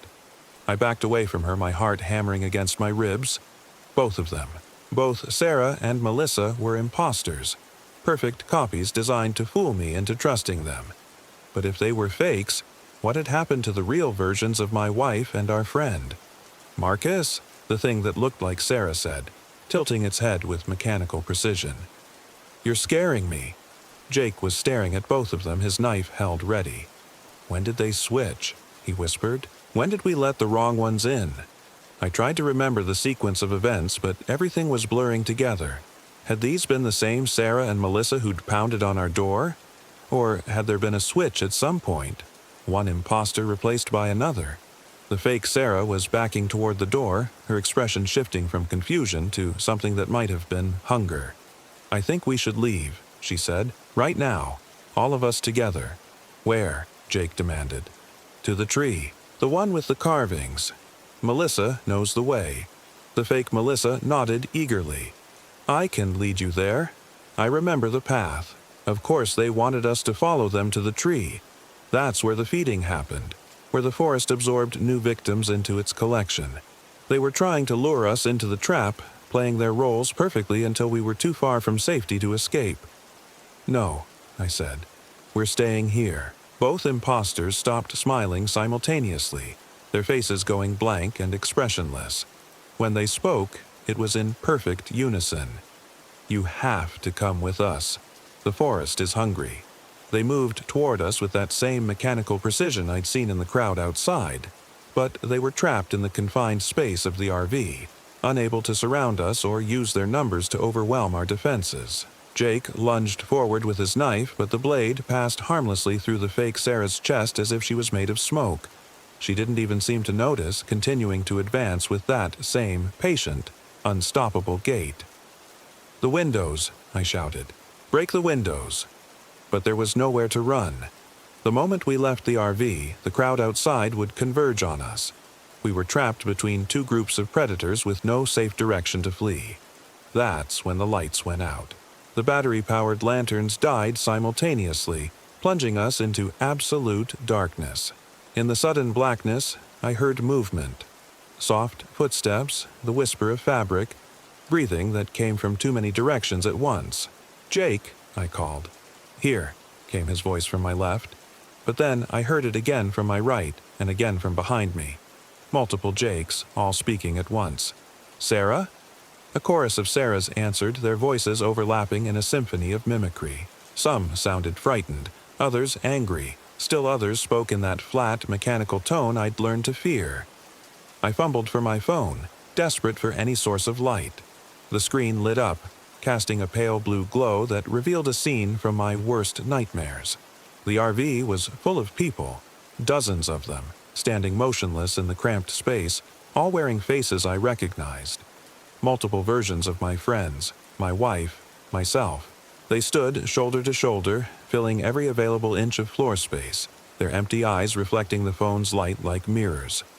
And among them, barely visible in the crowd, I caught glimpses of the real Sarah and Jake. They were pressed against the far wall, their mouths moving silently as if they were screaming. But no sound emerged. Their eyes were wide with terror and they seemed to be trying to reach toward me, but their arms moved sluggishly as if they were underwater. The imposters had multiplied, creating an army of perfect copies that made it impossible to distinguish the real from the false. Even if I could reach my friends, how would I know which versions were authentic? One of the fake Marcuses stepped forward, speaking in my own voice. "Don't fight it. The forest has been waiting for you. It's been so lonely, so hungry. Just let it feed." More voices joined in, all of them speaking with my vocal patterns. "You'll like it here. Everyone likes it here. No more worries, no more fear, just peace. And hunger," added a Sarah that wasn't quite right, her smile too wide and her teeth too sharp. "Always hunger." The crowd began to close in, moving with synchronized precision. But instead of attacking, they simply touched me. Dozens of hands pressing against my skin, my clothes, my face. Each touch was cold and left a tingling sensation, as if something was being drawn out of me. My memories. They were taking my memories, absorbing everything that made me human. I could feel pieces of myself flowing away. My first kiss, my wedding day, the smell of my mother's cooking. Each stolen memory weakened me, made me less real, less substantial. Soon, I would be just another hollow shell, wearing my own face but serving the forest's will. Another voice in the chorus that lured new victims to their doom. But I still had one advantage. The phone in my hand, still glowing with that pale blue light. As the crowd pressed closer, I managed to access the camera function and activate the flash. The sudden burst of bright light sent the imposters reeling backward, covering their faces as if the illumination caused them physical pain. In that moment of chaos, I saw a clear path to the door and took it, shouldering through the confused crowd and bursting out into the night. The army of doppelgangers outside had vanished, leaving the clearing empty except for the real RV, which was no longer the same one I'd just escaped from. This RV was older, more damaged, with rust stains and broken windows that suggested it had been abandoned here for years.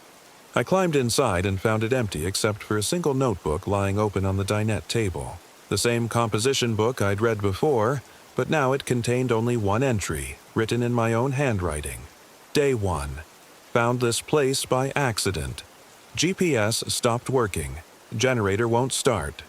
Sarah thinks we should leave, but I convinced everyone to stay. I should have listened to her. I should have trusted her instincts instead of my stubborn pride. Now they're gone. All of them.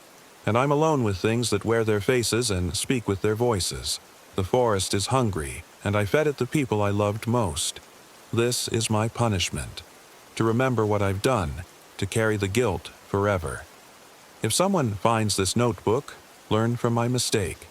Don't trust anything in this forest. Don't follow the markers. Don't believe the familiar faces or the voices that sound like home. Just run.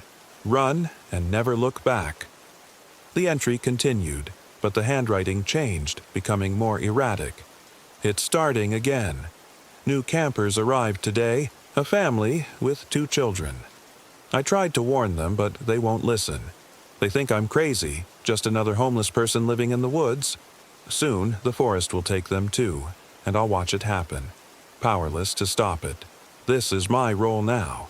The witness, the chronicler, the one who remembers. I write their stories in this book, hoping someone will read them and understand. But no one ever listens. No one ever learns. The final lines were barely legible. I can see them now, the new victims, setting up their camp just like we did 3 years ago. The children are laughing, playing games while their parents prepare dinner. They have no idea what's waiting for them in the darkness. I want to save them, but I know the truth. The forest won't let me interfere. I can only watch and remember and write their story when it's over. When they become part of the collection, another set of faces for the imposters to wear. I dropped the notebook, my hands shaking. 3 years. I'd been trapped here for 3 years, living the same nightmare over and over again. Each new group of campers represented a fresh cycle of horror, and I was forced to watch helplessly as the forest consumed them. But this time felt different. This time, I could remember writing the entry, could recall the specific details of each day. The fog of confusion that usually clouded my thoughts had lifted, allowing me to see the truth clearly. I was the last survivor of my original group. Sarah and Jake and Melissa were gone, absorbed into the forest's collective consciousness years ago. The things that wore their faces were just echoes, shadows of people who no longer existed. And now I was the forest's instrument, the bait used to lure new victims into the trap. Every time a new group arrived, I would play my role. The lost camper, the sole survivor with a terrifying story to tell. I would lead them deeper into the woods, guide them to the markers, help them find the clearing where the ancient tree waited. But why was I remembering now? Why had the forest allowed me to see past the illusion? The answer came to me as I heard the sound of an engine approaching through the forest. New victims, a family, just as I'd written in the notebook. The forest was preparing for another feeding, and it needed me to play my part. I walked to the edge of the clearing and waited. Soon, headlights appeared through the trees, and a newer RV pulled into view. A man and woman in their 40s, with 2 teenagers who looked bored and resentful about the forced family bonding experience. The man rolled down his window as they passed my campsite. "Hey there," he called. "Is this a good spot to set up camp?" I should have warned them, should have told them to turn around and drive away as fast as they could. But when I opened my mouth, different words came out. "Perfect spot," I heard myself say. "I've been camping here for years. Beautiful hiking trails deeper in the forest. You should definitely explore them tomorrow." The man smiled and thanked me, driving on to find their own campsite. As their taillights disappeared into the darkness, I felt the familiar weight of guilt settle over my shoulders. I'd just condemned another family to the same fate that had befallen my friends. But I had no choice. The forest controlled me now, just as it controlled all the other survivors who played their assigned roles in this eternal drama. I was no longer Marcus Chen, a suburban office worker who'd wanted a quiet weekend in the woods. I was something else, a puppet, a tool, a warning that no one would ever heed. Tomorrow, the new family would find the markers. They'd follow the bloody trail deeper into the forest, drawn by curiosity and the false promise of adventure. And when they reached the clearing with the ancient tree, I would be waiting for them, wearing my familiar face and speaking with my familiar voice. "Follow the markers," I would tell them. "I've been waiting for you." And the cycle would begin again. I returned to my RV and picked up the notebook. turning to a fresh page. My hand moved across the paper without conscious direction, writing words I'd written countless times before. Day 1. New family arrived today. Father, mother, 2 teenage children. They seem nice, normal people looking for a quiet weekend in nature. I should warn them about this place, but the forest won't let me. It needs them, and it needs me to help deliver them. Tomorrow, I'll show them the markers. Tell them about the wonderful hiking trails that lead to places no human should ever see. They'll trust me, because I look harmless. Just another middle-aged camper who knows the local area. By the time they realize their mistake, it will be too late. I paused, fighting against the compulsion to continue writing. For just a moment, I retained enough free will to add one final message. If someone finds this notebook, if you're reading these words, know that I'm sorry. Sorry for what I'm about to do. Sorry for the role I play in this endless horror. I've tried to resist, tried to break free, but the forest is too strong. It owns me now, body and soul. The only thing left of Marcus Chen is this guilt, this awareness of what I've become. So please, if you have any chance to escape, take it. Don't try to save me. Don't trust anything I tell you. Just run, and never stop running. But even as I wrote those words, I knew they were futile. The notebook would disappear by morning, or the pages would rearrange themselves, or the words would change to serve the forest's needs. Nothing here was permanent except the hunger and the endless cycle of predation. Outside my window, I could see the glow of the new family's campfire. They were probably telling stories, playing games, enjoying what they thought was a peaceful evening in nature. They had no idea that tomorrow would be their last day as human beings, and I would be the one to lead them to their doom, smiling and helpful and thoroughly trustworthy, because that's what the forest had made me, the perfect predator, disguised as just another victim. The markers were already being placed. I could sense them sprouting from the forest floor like obscene flowers, marking a trail that led inevitably to the ancient tree and its hungry roots. By dawn, the path would be complete, and my newest victims would be ready to follow it. I closed the notebook and tried to sleep, but sleep in this place brought only dreams of the people I'd helped destroy, Sarah and Jake and Melissa, along with dozens of others whose faces I'd forgotten, but whose screams still echoed in my memory. Tomorrow, there would be more screams, more faces to add to the collection, more guilt to carry until the end of time. The forest was patient, and the forest was hungry, and I was its faithful servant. Forever and always, until the last human voice fell silent in the darkness between the trees. Story 3. My name is Marcus. I'm 34, and I never forget a face. Algonquin Provincial Park taught me to. What I saw there in October of 2024 still crawls through my sleep, making me check locks twice and avoid wooded areas entirely. Some experiences carve themselves so deep into your mind that they become part of your architecture, load-bearing beams of terror that you can't remove without the whole structure collapsing. I'd driven up from Syracuse with my girlfriend Elena and her teenage daughter Chloe for what was supposed to be our last camping trip before winter locked everything down.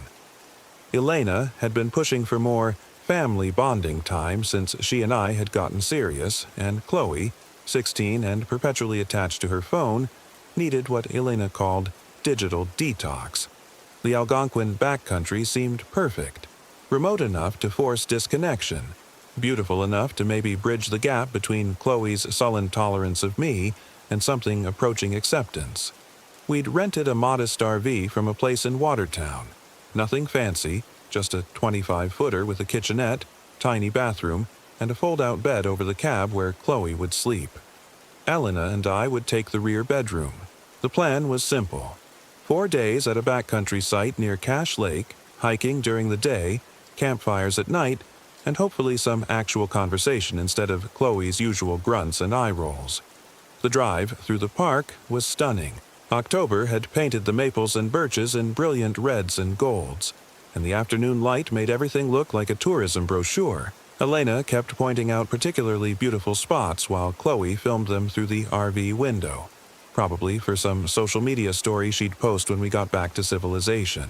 I was focused on navigating the increasingly narrow park roads, checking the GPS every few minutes as the signal grew weaker. We reached our designated site just as the sun was starting to sink toward the tree line.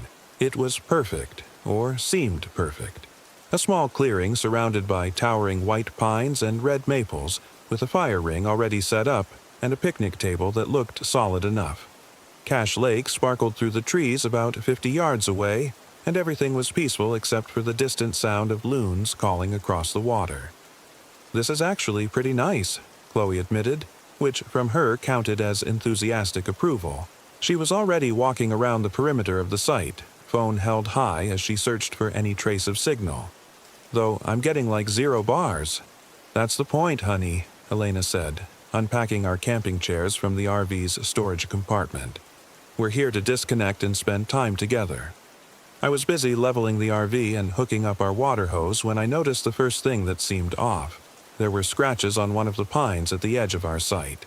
Deep gouges in the bark that looked fresh, with sap still oozing from them. They were too high up to be from a bear standing on its hind legs, and too deep to be from anything smaller. Elena came over when I called her. "Probably just from a maintenance truck or something," she said, running her fingers along the grooves. "You know, maybe they had to bring equipment through here to set up the site." That made sense, and I pushed the nagging feeling aside. We were here to relax and bond as a family, not to turn every little oddity into some paranoid conspiracy. I finished setting up the RV while Elena and Chloe organized our food supplies and gear. By the time I was done, the sun was hanging low and orange between the trees, and the temperature was starting to drop toward what would be a cold night.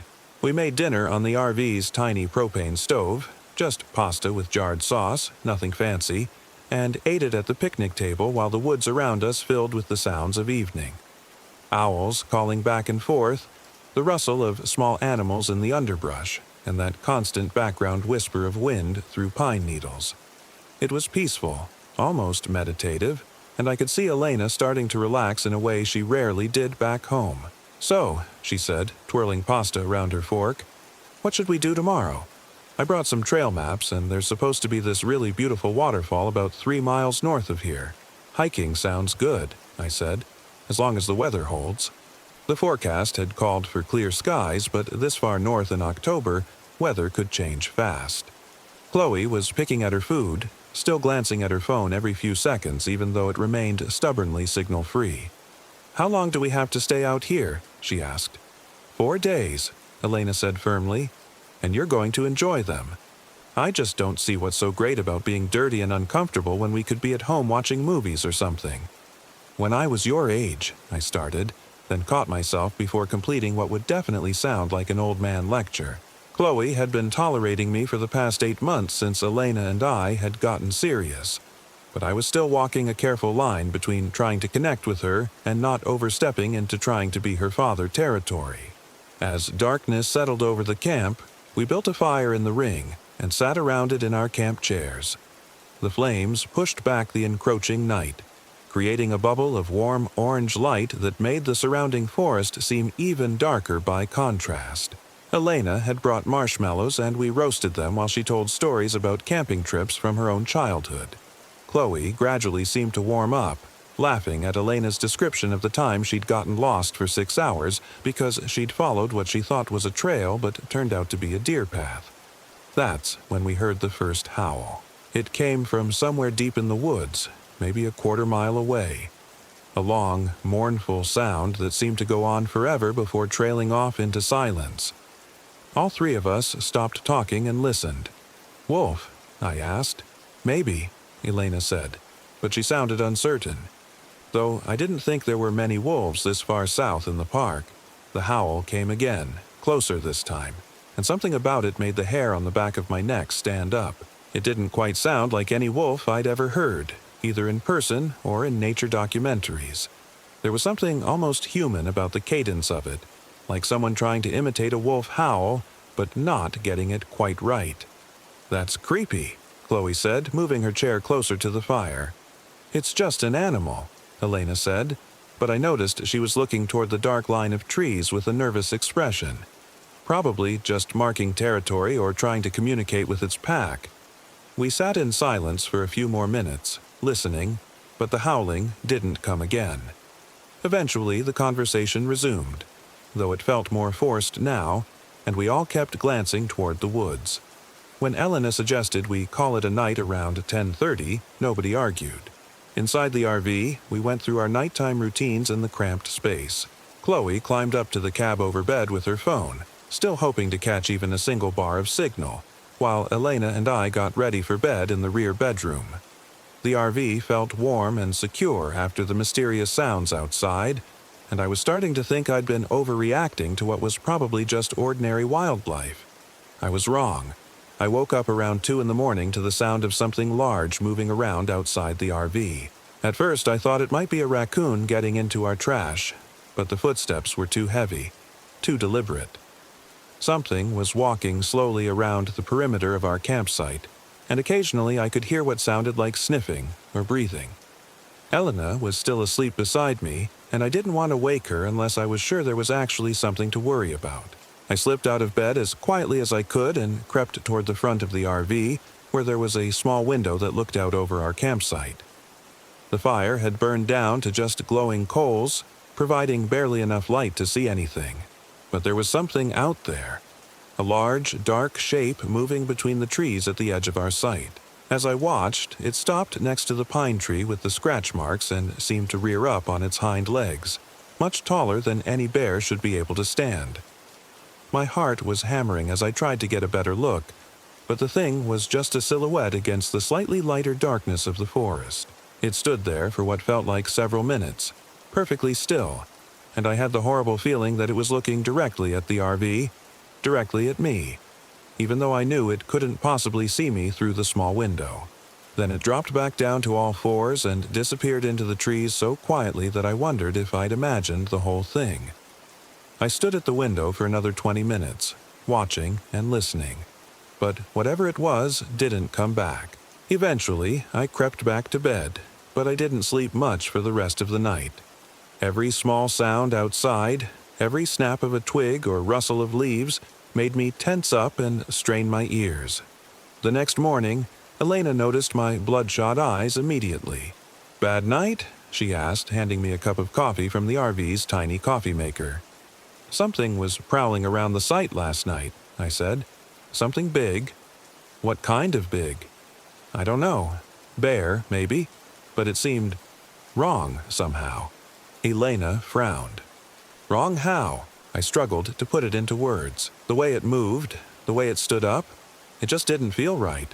Chloe emerged from her cab over bed looking rumpled and grumpy. "What are you guys talking about?" "Marcus thinks he saw something outside last night," Elena said. "Like what?" "I don't know," I admitted. "Probably just a bear. You know how things can seem scarier in the dark."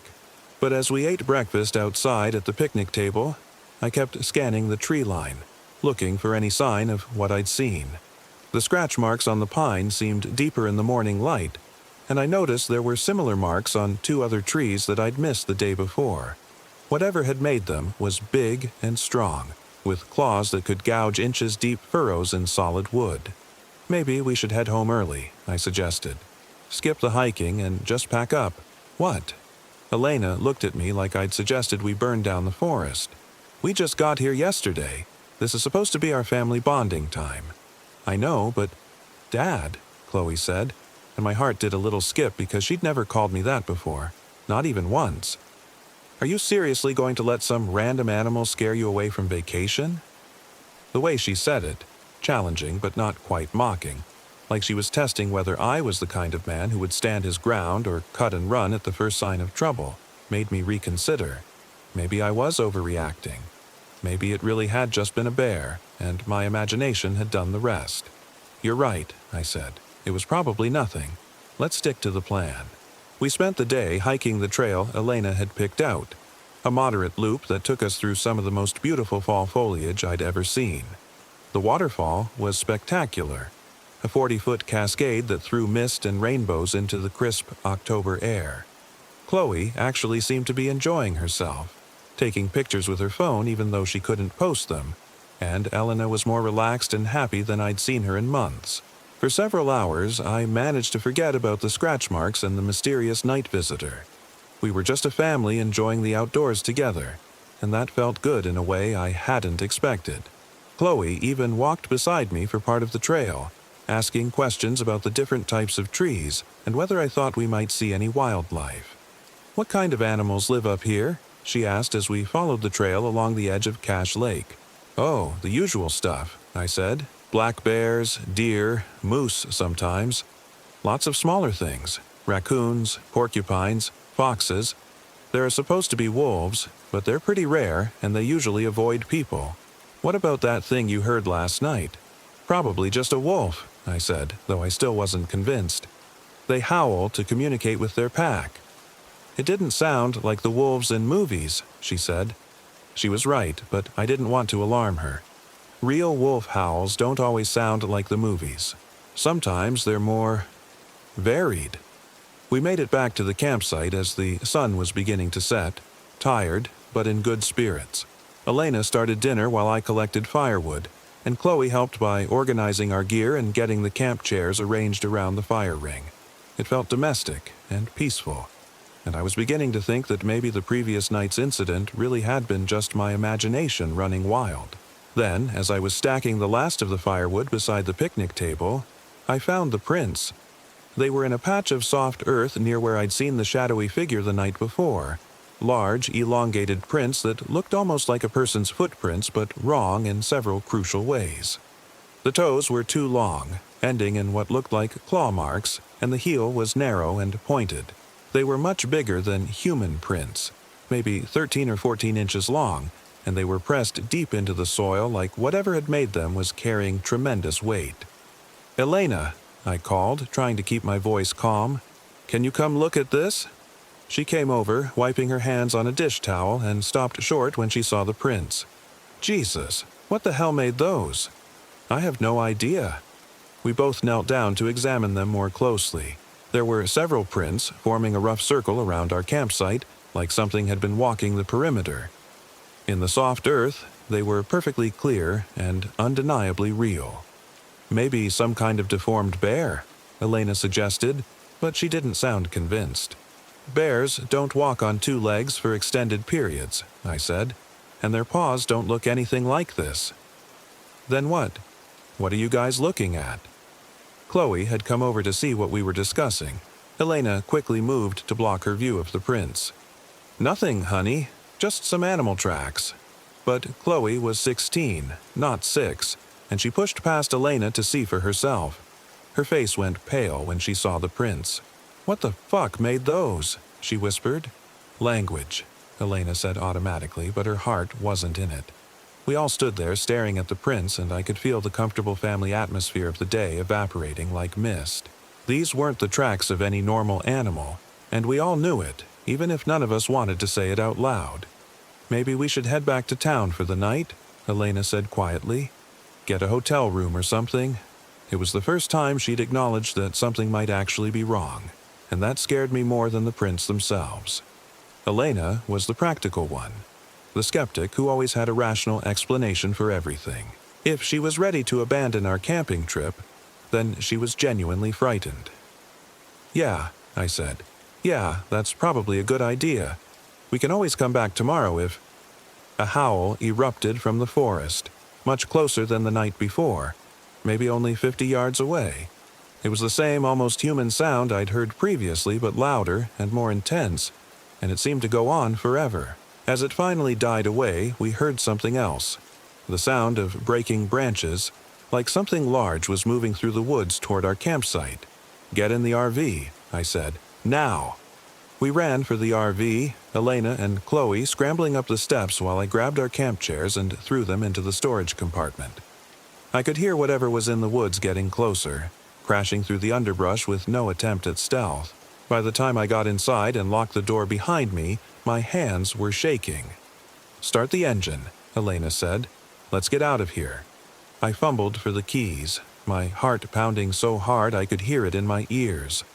Outside, the crashing sounds had stopped, replaced by an ominous silence that was somehow worse than the noise had been. I turned the key, and the RV's engine turned over once, twice, and died. "Shit," I muttered, trying again. The engine made a weak whining sound but wouldn't catch. "What's wrong?" Chloe asked from the cab over bed where she was peering out the window. "I don't know. It was running fine earlier." I tried the engine again and again, but it wouldn't start. The battery was clearly working. The lights came on, the radio crackled to life, but something was wrong with the engine itself. "Oh, God," Chloe whispered. "There's something out there." Elena and I rushed to the window where she was looking. At first, I couldn't see anything in the darkness beyond our small circle of campfire light. Then a shadow detached itself from the trees and stepped into the edge of the illumination. It was tall, maybe 7 feet, and walked upright on 2 legs, but it wasn't human. The proportions were all wrong. Arms too long, torso too narrow, head shaped like a wolf's but larger and more angular. Its fur was dark and patchy, and in the flickering firelight I could see that its eyes reflected light like an animal's, glowing with a sickly yellow-green color. It stood at the edge of our campsite, perfectly still, watching the RV. I could see its chest rising and falling as it breathed, and occasionally it would tilt its head to one side like a dog listening to a sound only it could hear. "What is that thing?" Elena whispered. "I don't know," I breathed. The creature took a step closer to the RV, and I could see more details in the firelight. Its hands ended in long, curved claws that looked capable of tearing through metal, let alone flesh. Its mouth was slightly open, revealing teeth that were too long and sharp for any normal animal. And there was something disturbingly intelligent in its glowing eyes, a calculating awareness that made it clear this wasn't just some rabid animal acting on instinct. It circled the RV slowly, staying just within the edge of the firelight, and I could hear its claws clicking against the rocks and roots in the campsite. Every few steps it would stop and sniff the air, then continue its circuit.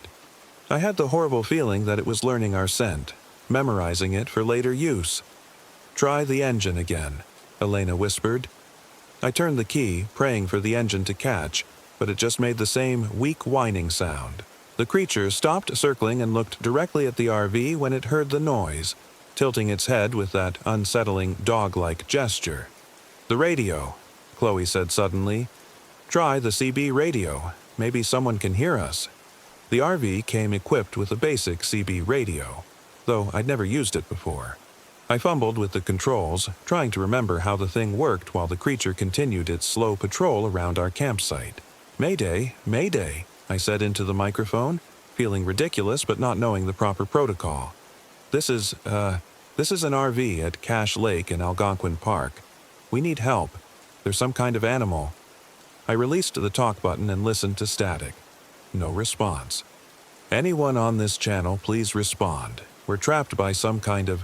A sound like metal being torn interrupted my transmission. The creature had moved to the back of the RV, and I could hear its claws scraping against the aluminum siding.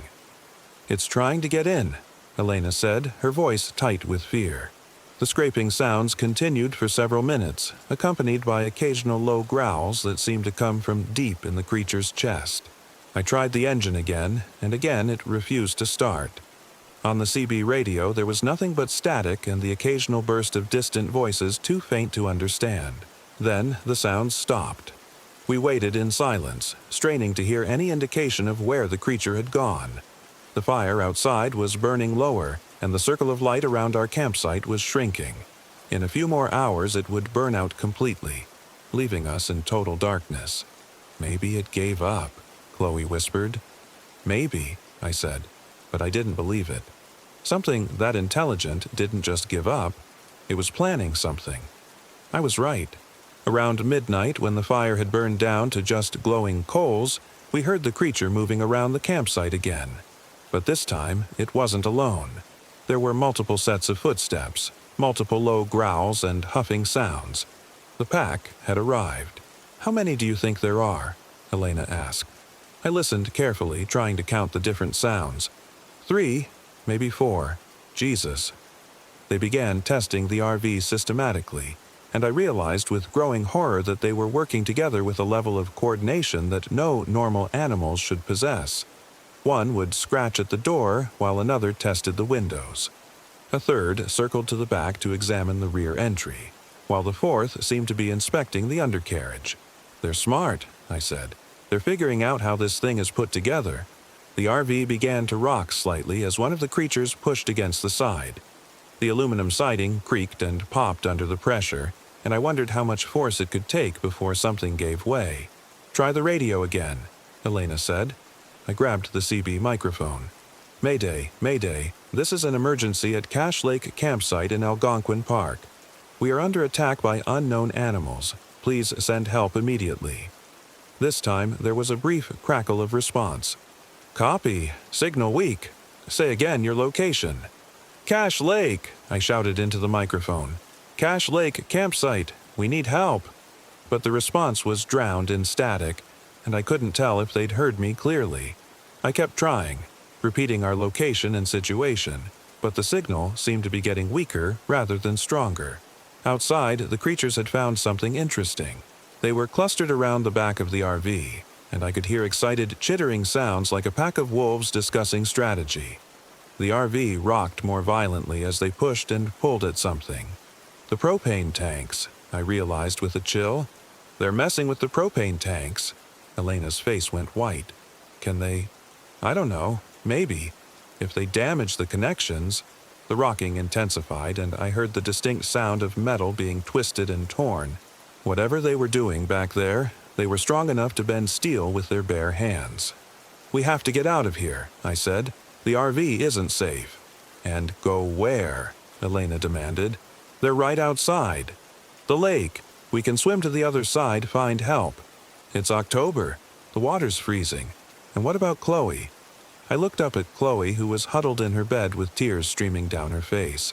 She was a good swimmer, but Elena was right about the water temperature. A swim across Cache Lake in October would be almost as dangerous as staying put. The decision was made for us a few minutes later when the smell of propane began filling the RV. Whatever the creatures had done to the tank connections, gas was leaking into our living space. "That's it," I said, grabbing the fire extinguisher from under the sink. "We have to run for it." Elena nodded grimly and helped Chloe down from the cab over bed. We gathered at the door, and I peered out through the small window. The creatures had moved away from the back of the RV and were clustered around the dying campfire, almost like they were waiting for something. "On 3, I whispered. "We run straight for the lake. Don't stop, don't look back. Ready?" Elena and Chloe nodded. 1, 2, 3. I threw open the door and we burst out of the RV, running as fast as we could toward the dark water of Cache Lake. Behind us, I heard surprised growls and the sound of large bodies crashing through the underbrush in pursuit. The lake was only 50 yards away, but it felt like miles. The rocky shore was uneven and treacherous in the darkness, and I could hear the creatures gaining on us with every step. Elena stumbled and I caught her arm, pulling her forward. Chloe was surprisingly fast, pulling ahead of both of us as we crashed through the reeds at the water's edge. The lake was shockingly cold, so cold that it knocked the breath out of me when I plunged in.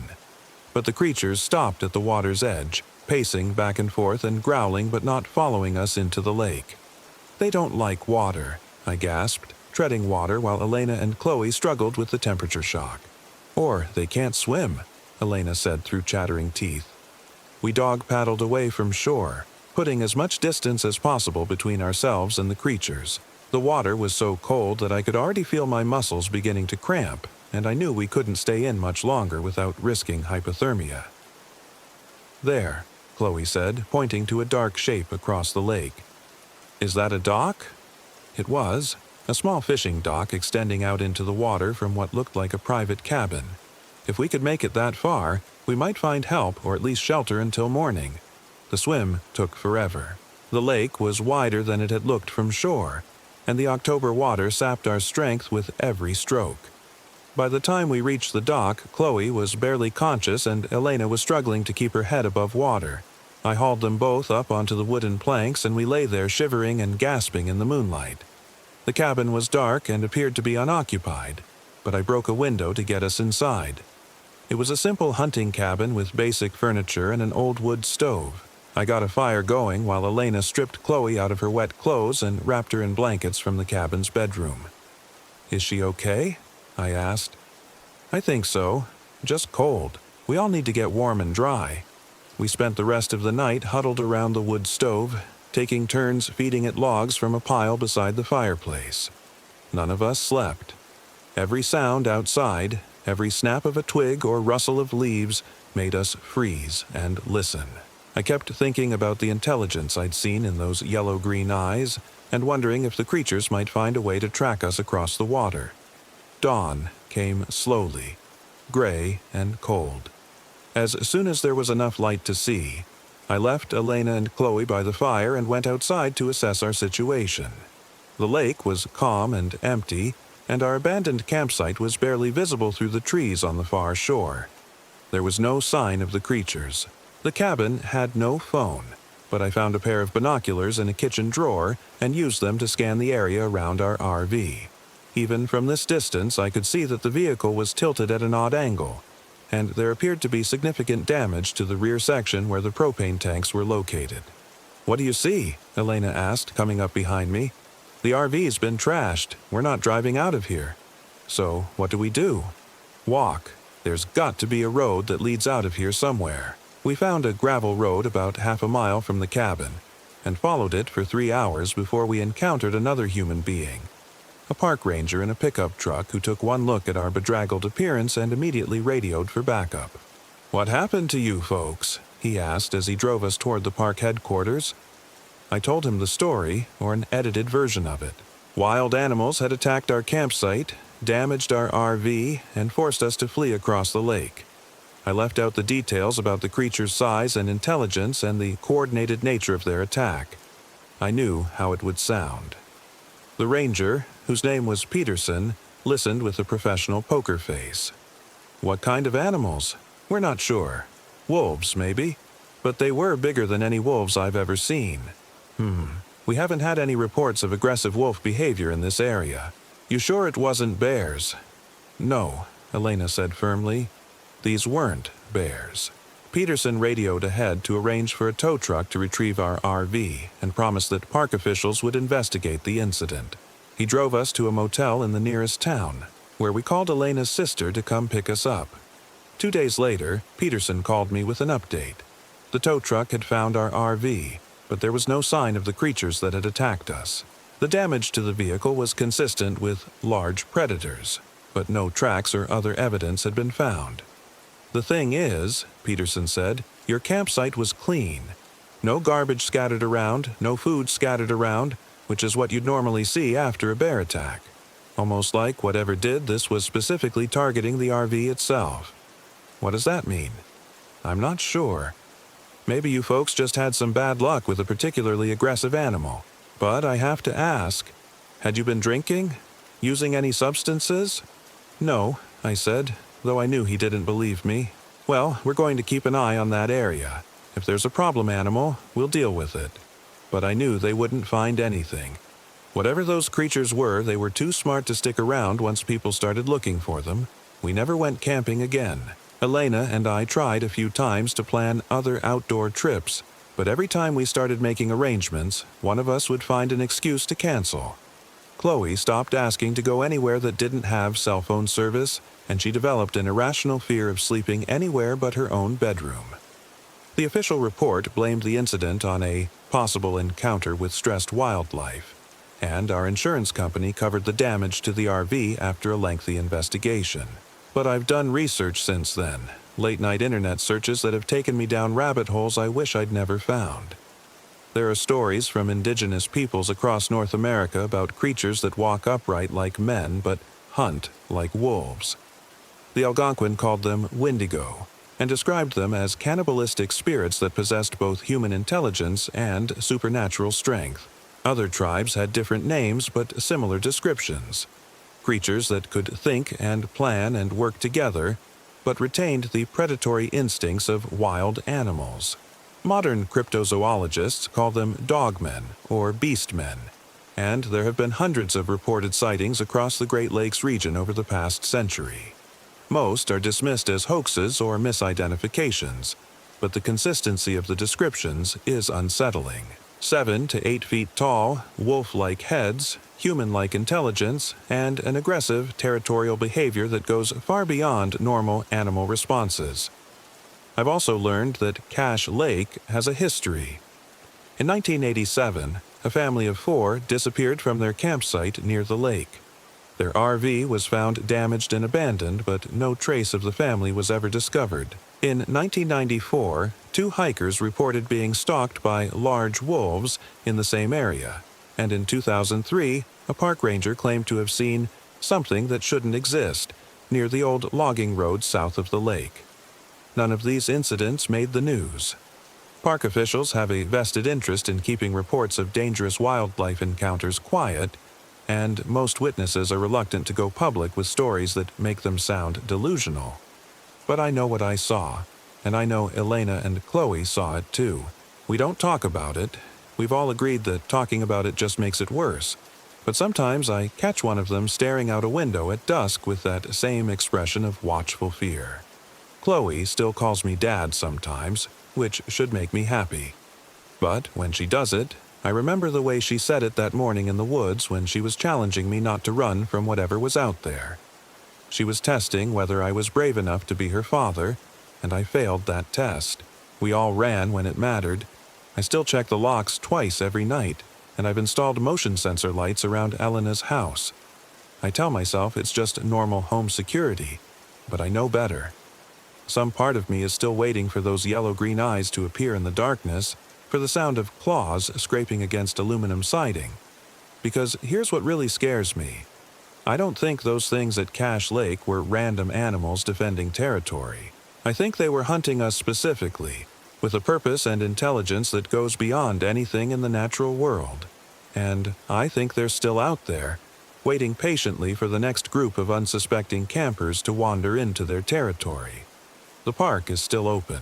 People still camp at Cache Lake. And every time I see a news story about missing hikers or unexplained wildlife encounters in Ontario, I wonder if those things have gotten hungry again. Sometimes, late at night when I can't sleep, I think about going back. Taking a gun and a camera and some serious recording equipment, documenting what's really out there in the pine forests around Cache Lake. Proving that we weren't hallucinating or drunk or delusional. But then, I remember the way that creature looked at our RV, calculating and patient and utterly without fear. And I realized that if I went back there, I might not come home at all. Some mysteries are better left unsolved. Some territories are better left unexplored. And some things that walk upright in the dark woods of Canada are better left to their own business. I just hope they'll leave the rest of us to ours. But I'm not betting on it. Story 4. I planned a clean break at the Monongahela National Forest in West Virginia. I'm Sarah, I'm 34, and nothing that followed was clean. The RV rental had seemed like salvation when I'd signed the papers 3 days after finding David's journal.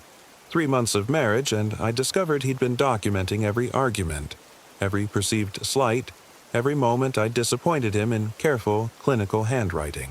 The final entry was dated the morning he died in the car accident. Sarah seems happier when I'm not around.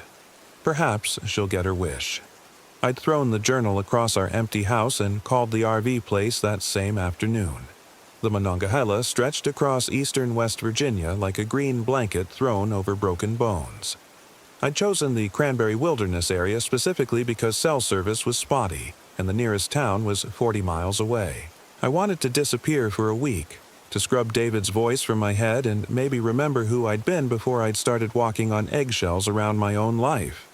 The rental agent, a gap-toothed man named Earl, had handed me the keys to a 30-foot Winnebago with a grin that didn't reach his eyes.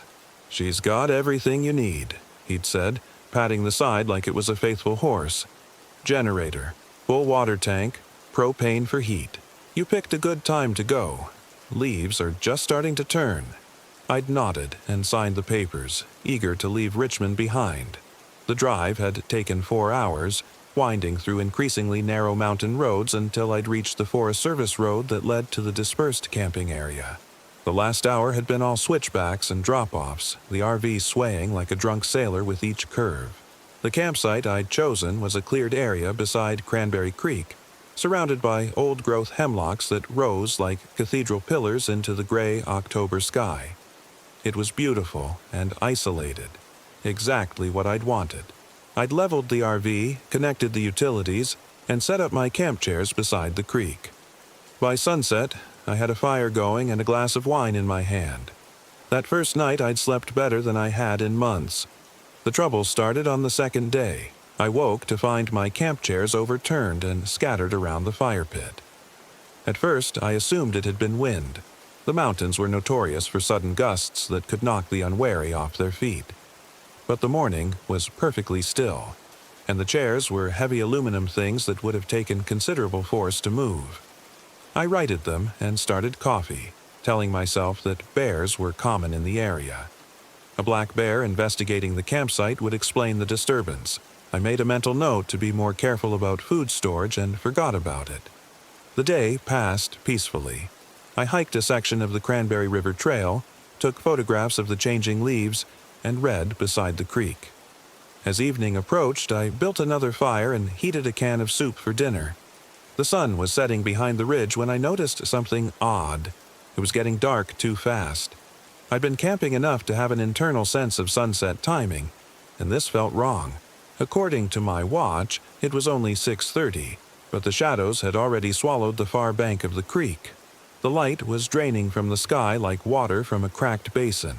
I looked up through the hemlock canopy, trying to gauge the sun's position, but saw only a gray ceiling of clouds that seemed lower than they'd been an hour before. The air had grown thick and oppressive, carrying scents of damp earth and something else, something organic and slightly sweet, like fruit left too long in the sun. A twig snapped somewhere in the trees beyond my fire's light. I froze, soup spoon halfway to my mouth.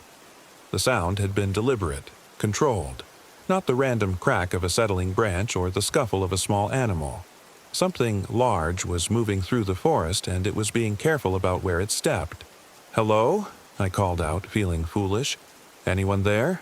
The silence that followed was complete.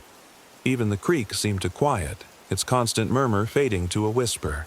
I waited, listening so intently that my ears began to ring, but heard nothing more. Minutes passed. The darkness continued to thicken with unnatural speed, as if someone was dimming a vast rheostat that controlled the sky. I retreated to the RV, locking the door behind me and drawing the curtains. Through the thin aluminum walls, I could hear the wind beginning to pick up, making the hemlocks sway and creak. I tried to read but couldn't concentrate. The words seemed to slide off the page, and I found myself listening instead. For footsteps, for voices, for anything that might explain the wrongness I felt settling over the campsite like a shroud. Sleep came eventually, but it was restless and full of dreams I couldn't quite remember upon waking. Images of dark water and pale faces floated through my consciousness, accompanied by a low humming sound that seemed to come from the earth itself. I woke on the third morning to find the fire pit filled with stones. Not scattered stones, arranged stones. Someone had built a careful spiral pattern using creek rocks, each one placed with deliberate precision. The charred remains of my fire lay at the center like an offering. My hands shook as I photographed the arrangement with my phone, though I wasn't sure why I was documenting it. Who would I show? Who would believe me? The stones were smooth and dark, worn by centuries of creek water, and they formed a pattern that made my eyes water if I looked at it too long. I should have left then. Should have broken camp, driven the RV back to Richmond, and pretended none of this had happened. Instead, I found myself circling the spiral, counting the stones. 37 rocks, each one roughly the size of a child's fist. The pattern drew my gaze inward, toward the cold ashes at its center, and for a moment I had the strangest sensation of falling. A hand touched my shoulder. I spun around, heart hammering to find empty air. The morning was still and quiet, the hemlocks standing like silent sentinels around the campsite. But I could swear I'd felt fingers, cold, deliberate fingers, pressing into my jacket. I scattered the stone spiral with my hiking boot, kicking the rocks back toward the creek. Whatever sick game this was, I wanted no part of it. Someone was playing tricks, probably some local who didn't appreciate city folks camping on what they considered their territory. I'd dealt with territorial assholes before, but even as I told myself this, I knew it wasn't true. The arrangement had been too precise, too purposeful. and the speed with which darkness had fallen the night before, that wasn't something a prankster could control. I spent the day hiking, trying to clear my head and make sense of what was happening. The cranberry wilderness was vast and empty, stretching for miles in every direction.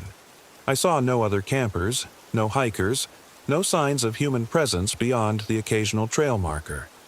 The forest felt ancient and untouched, as if I was walking through a cathedral that predated human memory.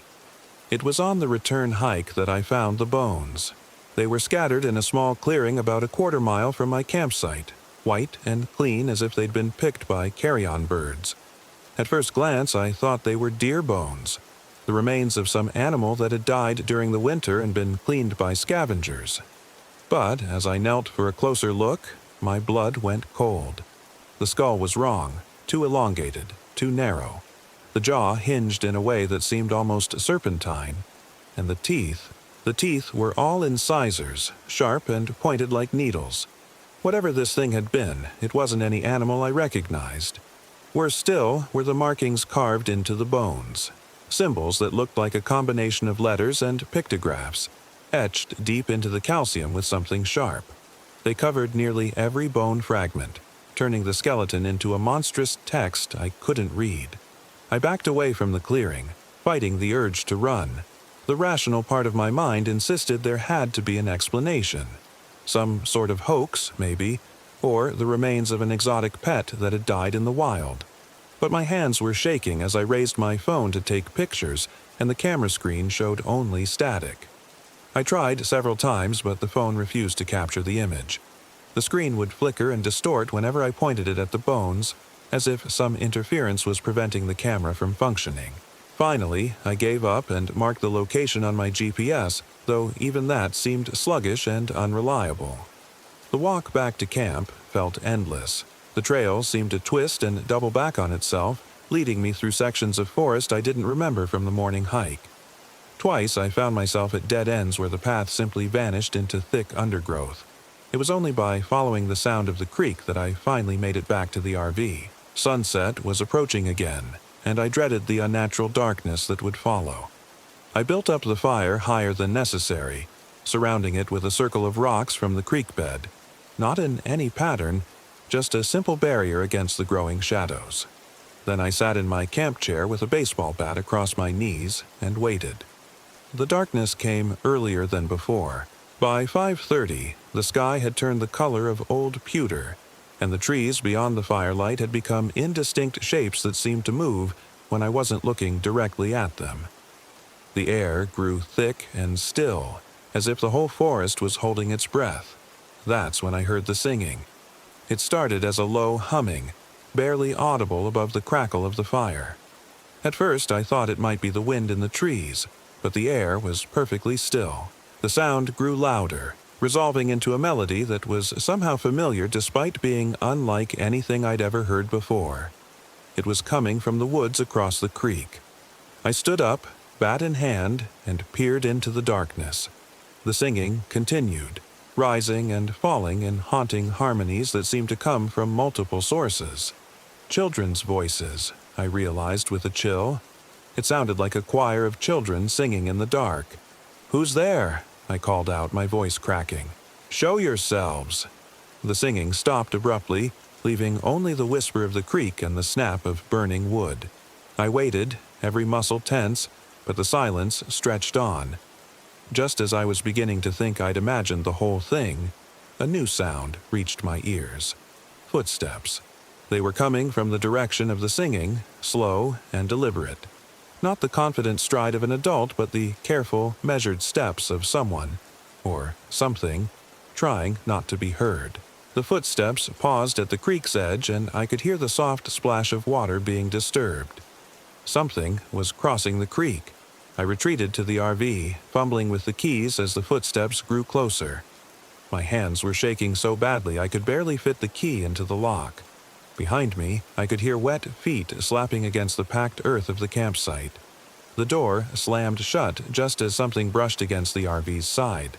I threw the deadbolt and backed away from the windows, baseball bat clutched to my chest. Outside, I could hear movement, a slow circling of the vehicle accompanied by a sound like fingernails dragging across metal. The scratching continued for what felt like hours, sometimes at the windows, sometimes along the sides, sometimes on the roof directly above my head. Occasionally, it would stop, and in the silence that followed I could hear breathing. Slow, deep respirations that didn't sound quite human. I huddled on the RV's small couch, afraid to move, afraid to make any sound that might draw whatever was outside. The scratching would start and stop in irregular patterns, as if my tormentor was testing different approaches, looking for a weakness in the RV's aluminum shell. Around midnight, the sound ceased.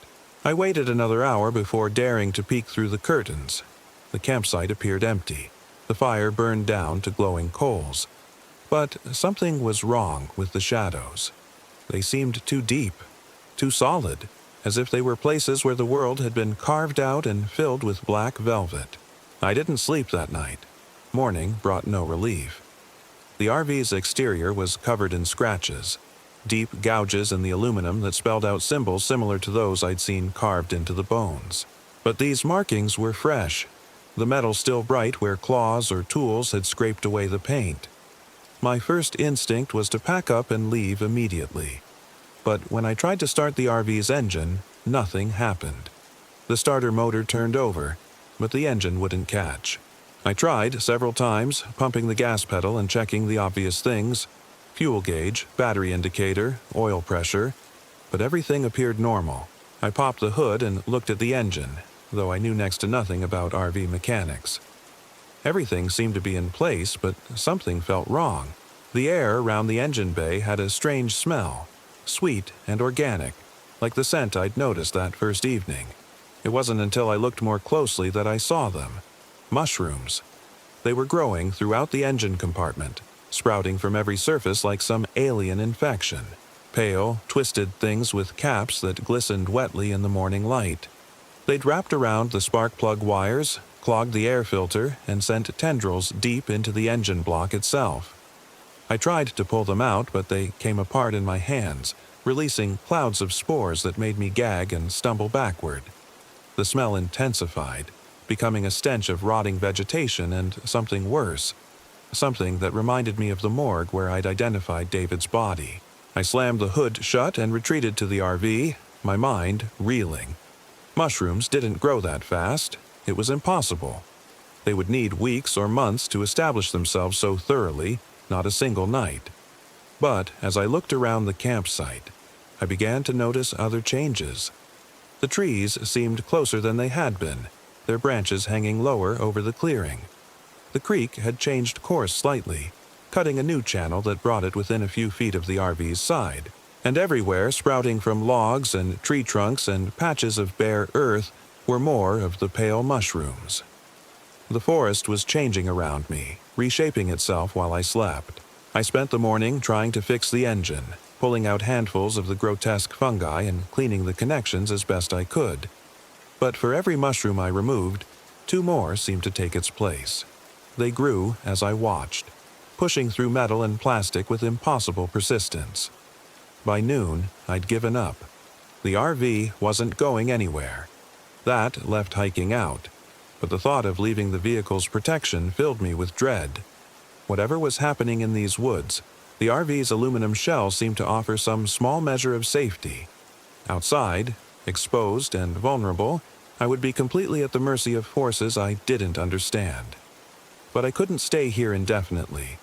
My food and water would last perhaps another 3 days, and my mental state was deteriorating rapidly. I found myself talking to David, carrying on conversations with my dead husband as if he were sitting across from me at the small dinette table. "You always said I made poor decisions," I told the empty air. "Well, this one takes the cake, doesn't it?" I could almost hear his response, that tone of patient condescension he'd perfected during our brief marriage. "You never think things through, Sarah. You just react emotionally and hope for the best." "Shut up," I said aloud, then immediately felt foolish. I was arguing with a ghost, a projection of my own guilt and grief.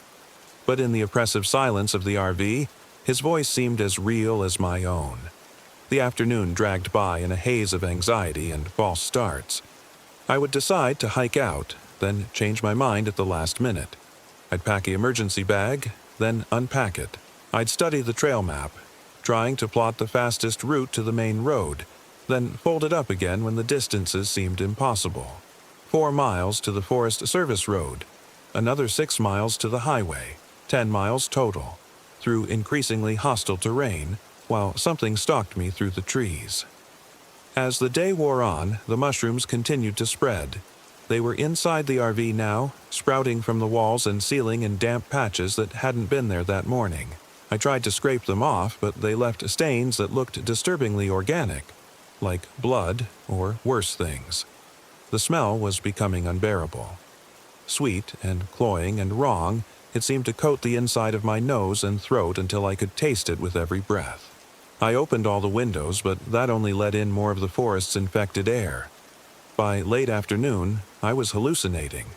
I saw David sitting at the dinette table, his face pale and slack the way it had been in the morgue. He was writing in his journal again, documenting my failures with that same clinical detachment. Subject continues to make irrational decisions, he wrote without looking up. Refuses to accept responsibility for her situation. Shows signs of increasing psychological deterioration. You're not real, I told him, but my voice lacked conviction. He looked up then, and his eyes were hollow sockets filled with pale mushrooms. When he smiled, spores drifted from between his teeth like snow. Does it matter? He asked. Real or not, I'm here. We're all here, Sarah. Everyone who's ever died in these woods. The forest collects us, keeps us, and now it wants you too. I closed my eyes and counted to 10. When I opened them, the dinette was empty except for a small cluster of mushrooms growing from the upholstery. The sun was setting again, earlier than ever. By 4 o'clock, the sky had turned deep purple and shadows were creeping across the campsite like living things. I built up the fire outside, more for the illusion of normalcy than for any real protection, then retreated to the RV to wait for whatever the night would bring. I didn't have to wait long. The singing started just after dark, but this time it was closer. Right outside the RV's windows, in fact. Children's voices raised in harmony, performing a song I almost recognized. Something from Sunday school, maybe, or summer camp. But the words were wrong, twisted into syllables that hurt to hear. I pressed my face to the window, trying to see the singers, but the glass was fogged with condensation that formed patterns resembling the symbols I'd seen carved into bones. As I watched, more condensation appeared, creating new markings that seemed to glow faintly in the dark. The singing grew louder, more insistent. I could make out individual voices now, a dozen or more children, their tones pure and sweet and utterly inhuman. They were singing about the forest, about the things that lived in the deep places where sunlight never reached, about hunger and transformation and the terrible patience of growing things. Then, abruptly, the singing stopped.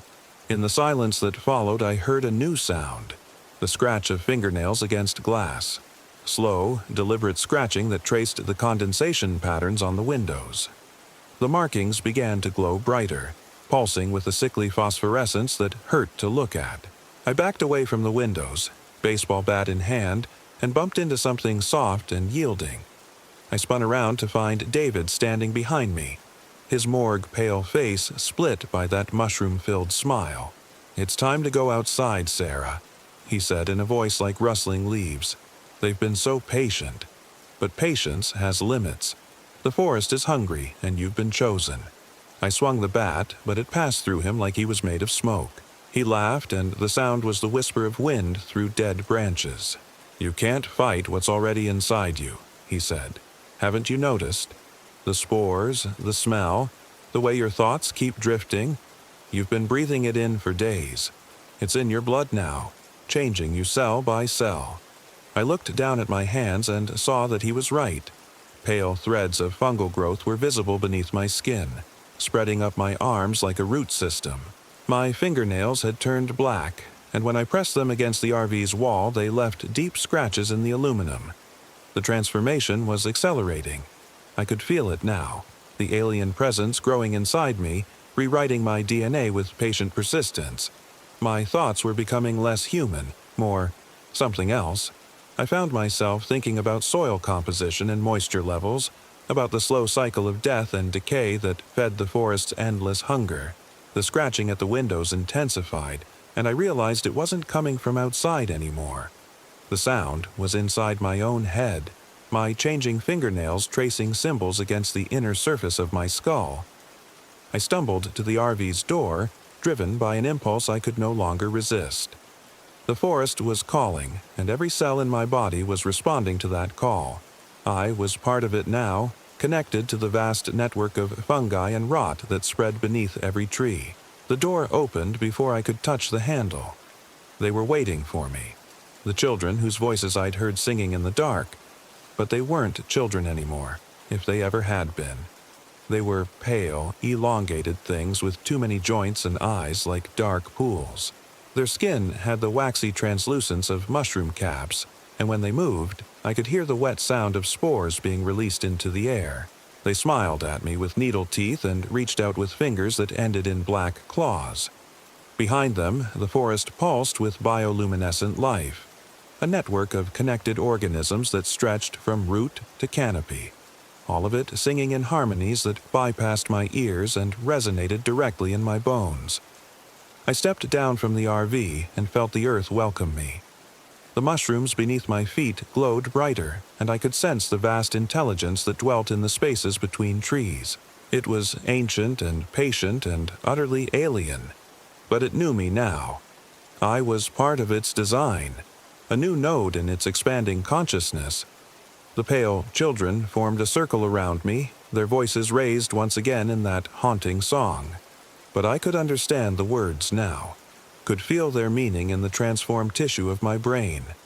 They were singing about integration, about the joining of disparate parts into a greater whole, about the hunger that drives all growth and the patience required to nurture new life from death.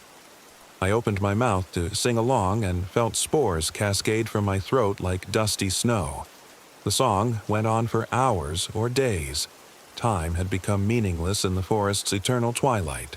When it finally ended, I found myself back in the RV, but everything had changed. The vehicle was now part of the forest, its walls covered in phosphorescent fungi and its floor carpeted with rich, dark soil. David sat across from me at the dinette table. But he was real now, as real as anything could be in this place between life and death. His journal lay open before him, its pages covered with symbols that glowed softly in the perpetual dusk. "Welcome home," he said, and his voice carried the rustle of 10,000 leaves. "I've been waiting for you." I looked down at my hands and saw that the transformation was complete. My skin had the same waxy translucence as the children's, and my fingernails had grown into curved black talons. When I breathed, spores drifted from my lungs like tiny stars. But I wasn't afraid anymore. Fear was a human emotion, and I was becoming something else, something that belonged to the deep places and the growing dark. The forest had claimed me, made me part of its endless hunger, and in return it had given me purpose. I picked up David's pen and began to write in the journal, documenting the next phase of the forest's expansion.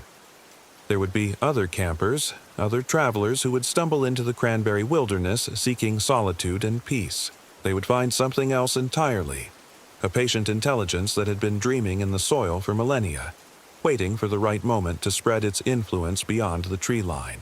The network was growing, node by node, spore by spore. Soon it would reach the highways, the towns, the cities beyond the mountains, and I would be there to help it, singing in the dark with my voice of rustling leaves, calling others home to the green embrace of eternal night.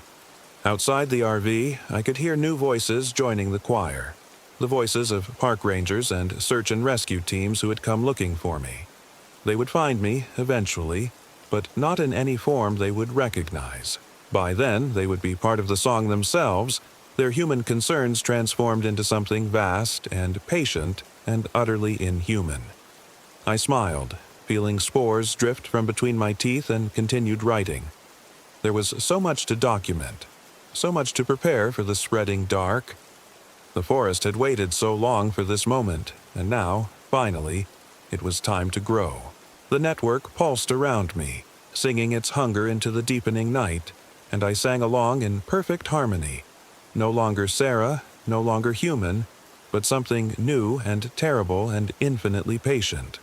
The forest had taught me the deepest truth, that in the end, everything returns to the soil. Everything feeds the growing dark, and in the darkness, everything grows.